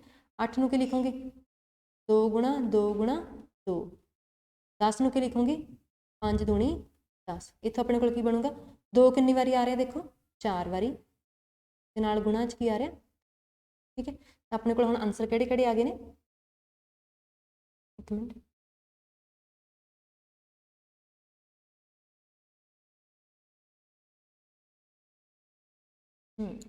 ਤਾਂ ਆਪਣੇ ਕੋਲ ਆਨਸਰ ਕਿਹੜੇ ਕਿਹੜੇ ਆ ਗਏ ਨੇ 2 ਦੀ ਪਾਵਰ 6, ਇੱਕ ਆ ਗਿਆ 2 ਦੀ ਪਾਵਰ 3 ਗੁਣਾ 3 ਦੀ ਪਾਵਰ 2, ਤੇ 2 ਦੀ ਪਾਵਰ 4, ਤੇ 5 ਦੀ ਕਿੰਨੀ ਪਾਵਰ ਆ ਕੋਈ ਨਹੀਂ, ਮਤਲਬ 5 ਦੀ ਪਾਵਰ ਕਿੰਨੀ ਆ 1। ਇਹ ਆਪਣੇ ਆਨਸਰ ਆ ਗਏ। ਯਾਨੀ ਕਿ ਆਪਣੇ ਆਨਸਰ 'ਚ ਕੀ ਕੀ ਆਊਗਾ 2 ਆਊਗਾ, 3 ਆਊਗਾ, ਤੇ 5 ਆ।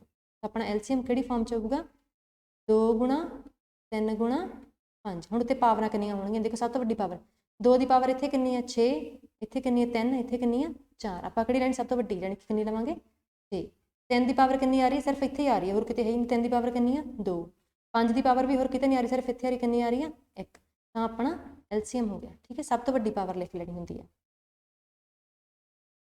ਅੱਗੇ ਦੇਖਦੇ ਹਾਂ 28, 42 ਤੇ 70 ਦਾ। ਤਾਂ ਦੇਖੋ 28 ਦਾ ਦੇਖੋ 28 ਕਿੰਨਾ ਹੁੰਦਾ? 7 ਚੌਕਾ 28। ਠੀਕ ਹੈ, 7 ਨੂੰ ਉਵੇਂ ਲਿਖਾਂਗੇ, 4 ਨੂੰ ਕਿੰਨਾ ਲਿਖ ਲਾਂਗੇ? 2 ਗੁਣਾ 2। ਇੱਥੋਂ ਕਿੰਨਾ ਬਣ ਗਿਆ? 7 ਉਵੇਂ। 7 ਦੀ ਪਾਵਰ ਕਿੰਨੀ ਹੈ? ਕੁਛ ਵੀ ਨਹੀਂ, ਮਤਲਬ ਕਿੰਨੀ ਪਾਵਰ ਆ? 1। ਤੇ 2 ਦੀ ਪਾਵਰ ਕਿੰਨੀ ਆ? 2, ਕਿਉਂਕਿ 2 ਵਾਰੀ ਗੁਣਾ ਹੋਇਆ। ਅੱਗੇ ਦੇਖਦੇ ਹਾਂ 42 ਦਾ। ਤਾਂ ਕੀ ਹੁੰਦਾ? 7 ਛੀਕ 42। 7 ਦਾ ਤਾਂ ਅੱਗੇ ਕੋਈ ਮਲਟੀਪਲ ਨਹੀਂ ਬਣ ਰਿਹਾ।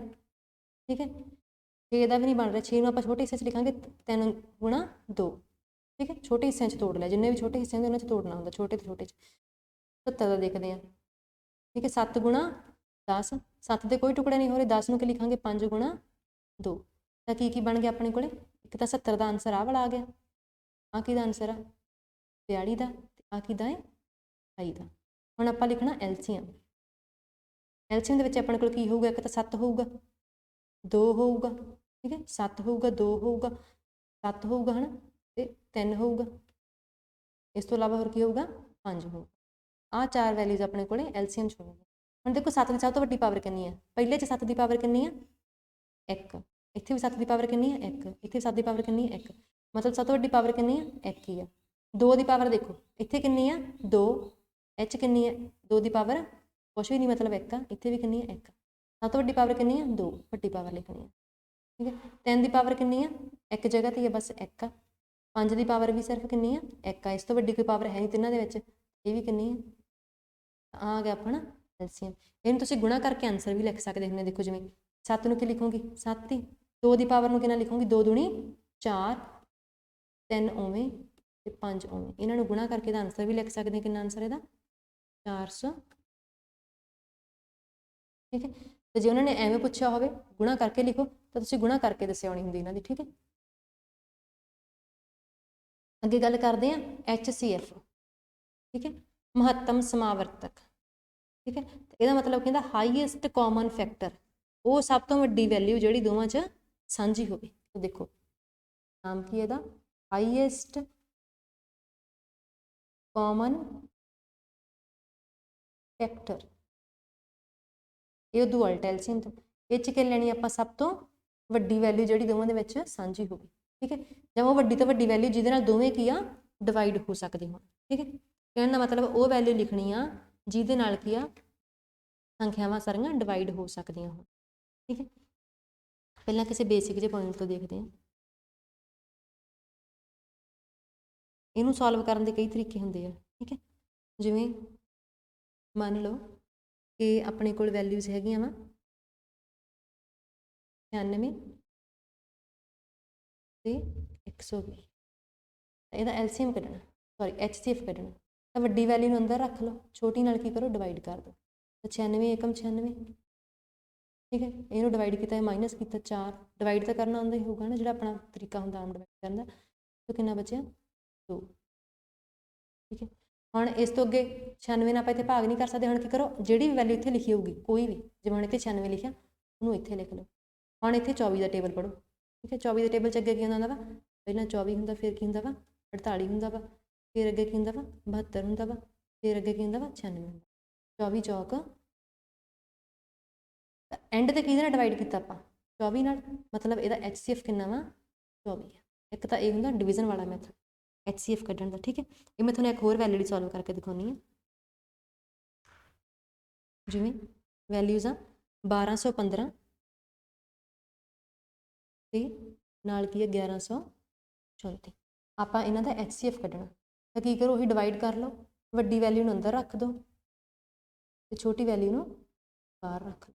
ਪਹਿਲਾਂ ਤਾਂ ਇੱਕ ਤੇ ਜਾਊਗਾ 1100, ਇੱਕ ਬਚਿਆ 81 ਬਚਿਆ।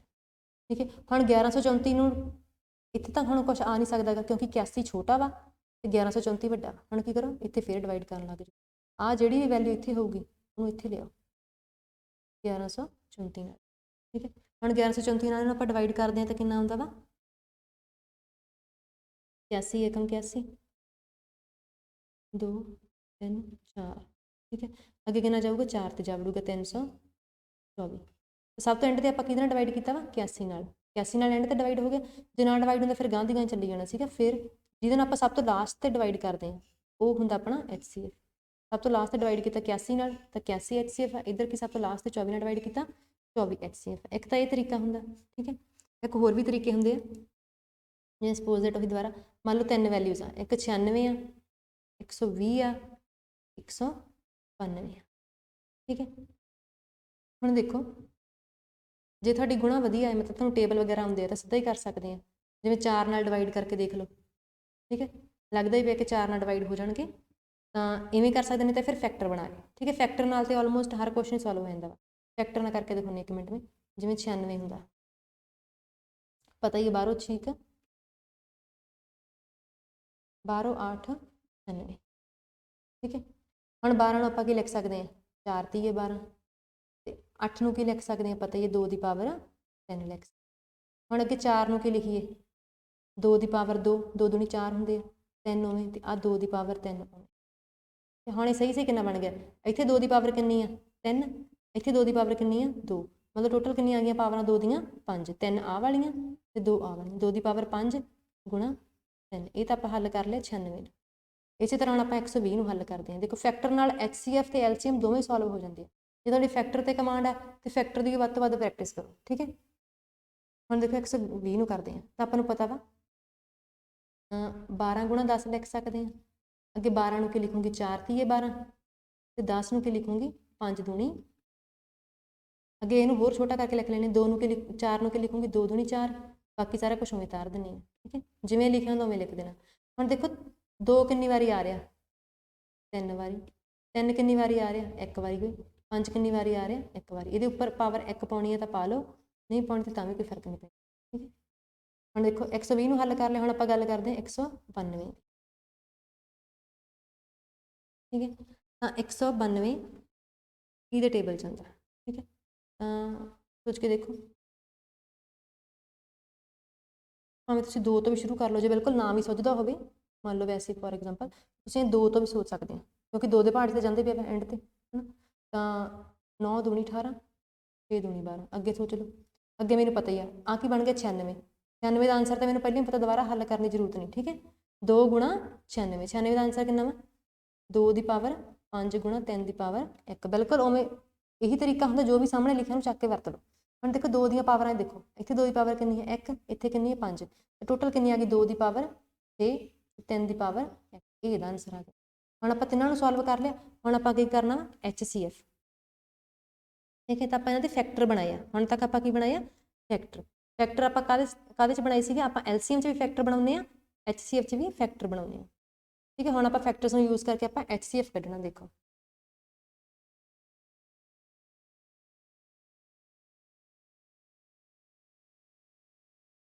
ਤਾਂ HCF ਕੱਢਣਾ ਵਾ, ਤਾਂ ਦੇਖੋ HCF ਦੇ ਵਿੱਚ ਆਪਾਂ ਕੀ ਕੀ ਲਿਖਣਾ ਵਾ, ਉਹ ਚੀਜ਼ ਜਿਹੜੀ ਸਾਰਿਆਂ ਦੇ ਵਿੱਚ ਸਾਂਝੀ ਹੋਵੇ। ਤਾਂ ਦੇਖੋ 2 ਦੀ ਪਾਵਰ 5 ਆ, ਕੀ 2 ਸਾਰਿਆਂ 'ਚ ਹੈਗਾ ਵਾ, ਹਾਂ। ਇੱਥੇ 2 ਦੀ ਪਾਵਰ ਕਿੰਨੀ ਆ 3, ਇੱਥੇ 2 ਦੀ ਪਾਵਰ ਕਿੰਨੀ ਆ 6, ਇੱਥੇ 2 ਦੀ ਪਾਵਰ 5, ਤਾਂ 2 ਸਾਰਿਆਂ 'ਚ ਸਾਂਝਾ ਵਾ। ਤੇ ਪਰ ਆਪਾਂ 2 ਦੀ ਕਿਹੜੀ ਪਾਵਰ ਲਿਖਣੀ ਆ, ਜਿਹੜੀ ਕੀ ਹੈ ਸਾਰਿਆਂ ਤੋਂ ਛੋਟੀ ਹੋਵੇ, ਠੀਕ ਹੈ। 2 ਦੀ ਉਹ ਪਾਵਰ ਜਿਹੜੀ ਸਾਰਿਆਂ 'ਚੋਂ ਛੋਟੀ ਹੋਵੇ। ਤਾਂ 2 ਦੀ ਸਭ ਤੋਂ ਛੋਟੀ ਪਾਵਰ ਕਿਹੜੀ ਹੈ, ਇੱਥੇ ਕਿਹੜੀ ਆ, 2 ਦੀ ਪਾਵਰ 3 ਸਭ ਤੋਂ ਛੋਟੀ ਹੈ, ਠੀਕ ਹੈ। ਤਾਂ ਆਪਾਂ ਲਿਖ ਲਾਂਗੇ 2 ਦੀ ਪਾਵਰ 3। ਫਿਰ ਅੱਗੇ ਗੱਲ ਕਰਦੇ ਹਾਂ 3 ਦੀ, ਕੀ 3 ਸਾਰਿਆਂ 'ਚ ਹੈਗਾ ਵਾ, ਹਾਂ 3 ਹੈਗਾ ਤਿੰਨਾਂ 'ਚ। ਤੇ 3 ਦੀ ਪਾਵਰ ਸਾਰਿਆਂ 'ਚ ਕਿੰਨੀ ਹੈ 1, ਮਤਲਬ ਸਭ ਤੋਂ ਛੋਟੀ ਪਾਵਰ 3 ਦੀ ਪਾਵਰ 1 ਹੀ ਆ, ਉਹ ਆਪਾਂ ਲਿਖ ਲੈਂਦੇ। ਅੱਗੇ ਗੱਲ ਕਰਦੇ ਹਾਂ, ਅੱਗੇ ਕਿਹੜੀ ਸੰਖਿਆ ਵਾ, ਦੇਖੋ ਇਹਨਾਂ ਦੋਵਾਂ 'ਚ ਤੇ ਕੋਈ ਸੰਖਿਆ ਨਹੀਂ ਗੀ, ਇਹ 'ਚ ਹੁਣ ਇੱਥੇ ਤੇ ਹੁਣ ਕੋਈ ਸੰਖਿਆ ਨਹੀਂ ਗੀ, 2 ਤੇ 3 ਸੀਗੇ ਆਪਾਂ ਵਰਤ ਲਈ। ਆਹ ਜਿਹੜਾ 120 ਆ ਇਹਦੇ 'ਚ ਕੀ ਪਿਆ ਹੋਇਆ ਵਾ, 5 ਪਿਆ ਹੋਇਆ।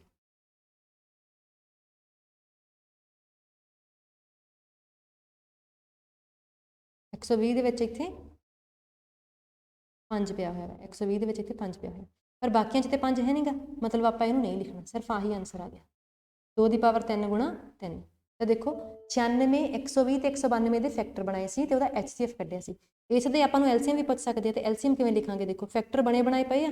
LCM ਕੀ ਹੁੰਦਾ ਵਾ, LCM ਦੇ ਵਿੱਚ ਆਪਾਂ ਸਭ ਤੋਂ ਵੱਡੀ ਪਾਵਰ ਲੈਣੀ ਹੁੰਦੀ ਆ। ਤਾਂ ਦੇਖੋ 2 ਵੀ ਲਵਾਂਗੇ, 3 ਵੀ ਲਵਾਂਗੇ ਤੇ 5 ਵੀ ਲਵਾਂਗੇ।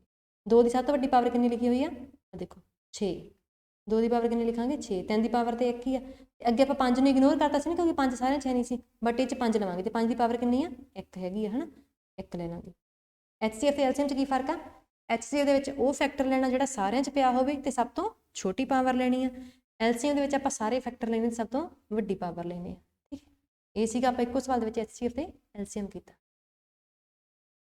ਤਾਂ ਇਸ ਟੌਪਿਕ ਦੇ ਵਿੱਚ ਇੰਨਾ ਹੀ ਆ ਤੇ ਇਸ ਤੋਂ ਬਾਅਦ ਆਪਾਂ ਅਗਲੇ ਲੈਕਚਰ ਦੇ ਵਿੱਚ ਵਰਗਮੂਲ ਵਗੈਰਾ ਕਰਨਾ ਸਿੱਖਾਂਗੇ HCF LCM ਦੀ ਥੋੜੀ ਜਿਹੀ ਹੋਰ ਪ੍ਰੈਕਟਿਸ ਕਰਾਂਗੇ ਠੀਕ ਹੈ ਤੇ ਉਸ ਤੋਂ ਇਲਾਵਾ ਰੈਸ਼ਨਲ ਇਰੈਸ਼ਨਲ ਨੰਬਰ ਨੂੰ ਥੋੜਾ ਜਿਹਾ ਹੋਰ ਕਰਾਂਗੇ ਕਿਉਂਕਿ ਆਪਾਂ ਨੂੰ ਅਜੇ ਤੱਕ ਵਰਗਮੂਲ ਵਗੈਰਾ ਨਹੀਂ ਸੀ ਹੁੰਦਾ ਠੀਕ ਹੈ ਤੇ ਜਿੰਨਾ ਵੀ ਕੁਝ ਕਰਵਾਇਆ ਵਾ ਇਹਨੂੰ ਵਾਰ-ਵਾਰ ਪ੍ਰੈਕਟਿਸ ਕਰਨੀ ਆ ਇਹ ਜਿਹੜਾ ਮਤਲਬ ਸਲਾਈਡਸ ਆ ਇਹ PDF ਤੁਹਾਨੂੰ ਮਤਲਬ ਸਾਡੇ ਟੈਲੀਗ੍ਰਾਮ ਗਰੁੱਪ ਦੇ ਵਿੱਚ ਮਿਲ ਜਾਊਗਾ ਚੈਨਲ ਦੇ ਵਿੱਚ ਮਿਲ ਜਾਊਗਾ ਠੀਕ ਹੈ ਉੱਥੇ ਤੁਸੀਂ ਇਹਨੂੰ ਡਾਊਨਲੋਡ ਕਰ ਲੈਣਾ ਹੈ ਇਹਦੀ ਵਾਰ-ਵਾਰ ਪ੍ਰੈਕਟਿਸ ਕਰਨੀ ਹੈ ਲੈਕਚਰ ਨੂੰ ਇੱਕ ਦੋ ਵਾਰ ਜ਼ਰੂਰ ਦੇਖ ਲਿਓ ਜੇ ਤੁਹਾਨੂੰ ਕੋਈ ਡਾਊਟ ਹੋਵੇ ਠੀਕ ਹੈ ਤੇ ਪ੍ਰੈਕਟਿਸ ਕਰਨੀ ਹੈ ਪ੍ਰੈਕਟਿਸ ਇਜ਼ ਕੀ ਮੈਥ ਸੁਣ ਕੇ ਨਹੀਂ ਆ ਸਕਦਾ ਇਹ ਕੋਈ ਯਾਦ ਕਰਨ ਵਾਲੀ ਚੀਜ਼ ਨਹੀਂ ਗੀ ਇਹ ਸਿਰਫ ਪ੍ਰੈਕਟਿਸ ਨਾਲ ਹੀ ਆ ਸਕਦਾ ਬੇਸਿਕਸ ਥੋੜੇ ਜਿਹੇ ਟਫ ਨੇ ਕਿਉਂਕਿ ਦੇਖੋ ਇਹ ਜਿਹੜਾ ਚੈਪਟਰ ਸੀ ਆਪਾਂ ਬਹੁਤ ਅਲੱਗ-ਅਲੱਗ ਤਰ੍ਹਾਂ ਦੀਆਂ ਚੀਜ਼ਾਂ ਕੀਤੀਆਂ ਠੀਕ ਹੈ ਨੰਬਰ ਦੀਆਂ ਟਾਈਪਸ ਕੀਤੀਆਂ ਪ੍ਰਾਈਮ ਨੰਬਰਸ ਕੀਤੇ HCF LCM ਕੀਤੇ ਆਪਾਂ 4-5 ਤਰ੍ਹਾਂ ਦੇ ਕਨਸੈਪਟ 'ਚ ਕੀਤੇ ਅੱਜ ਤਾਂ ਕਰਕੇ ਥੋੜਾ ਟਫ ਲੱਗ ਰਿਹਾ ਵਾ ਠੀਕ ਹੈ ਬਟ ਜਦੋਂ ਤੁਹਾਡੇ ਇੱਥੇ ਪ੍ਰੈਕਟਿਸ ਹੋ ਜਾਊਗੀ ਫਿਰ ਮੈਥ ਥੋੜਾ ਈਜ਼ੀ ਹੋ ਜਾਊਗਾ ਤੁਹਾਡੇ ਲਈ ਸੋ ਲੈਕਚਰ ਨੂੰ ਲਾਈਕ ਸ਼ੇਅਰ ਕਰਨਾ ਹੈ ਚੈਨਲ ਨੂੰ ਸਬਸਕ੍ਰਾਈਬ ਕਰਨਾ ਹੈ ਥੈਂਕਸ ਫॉर ਵਾਚਿੰਗ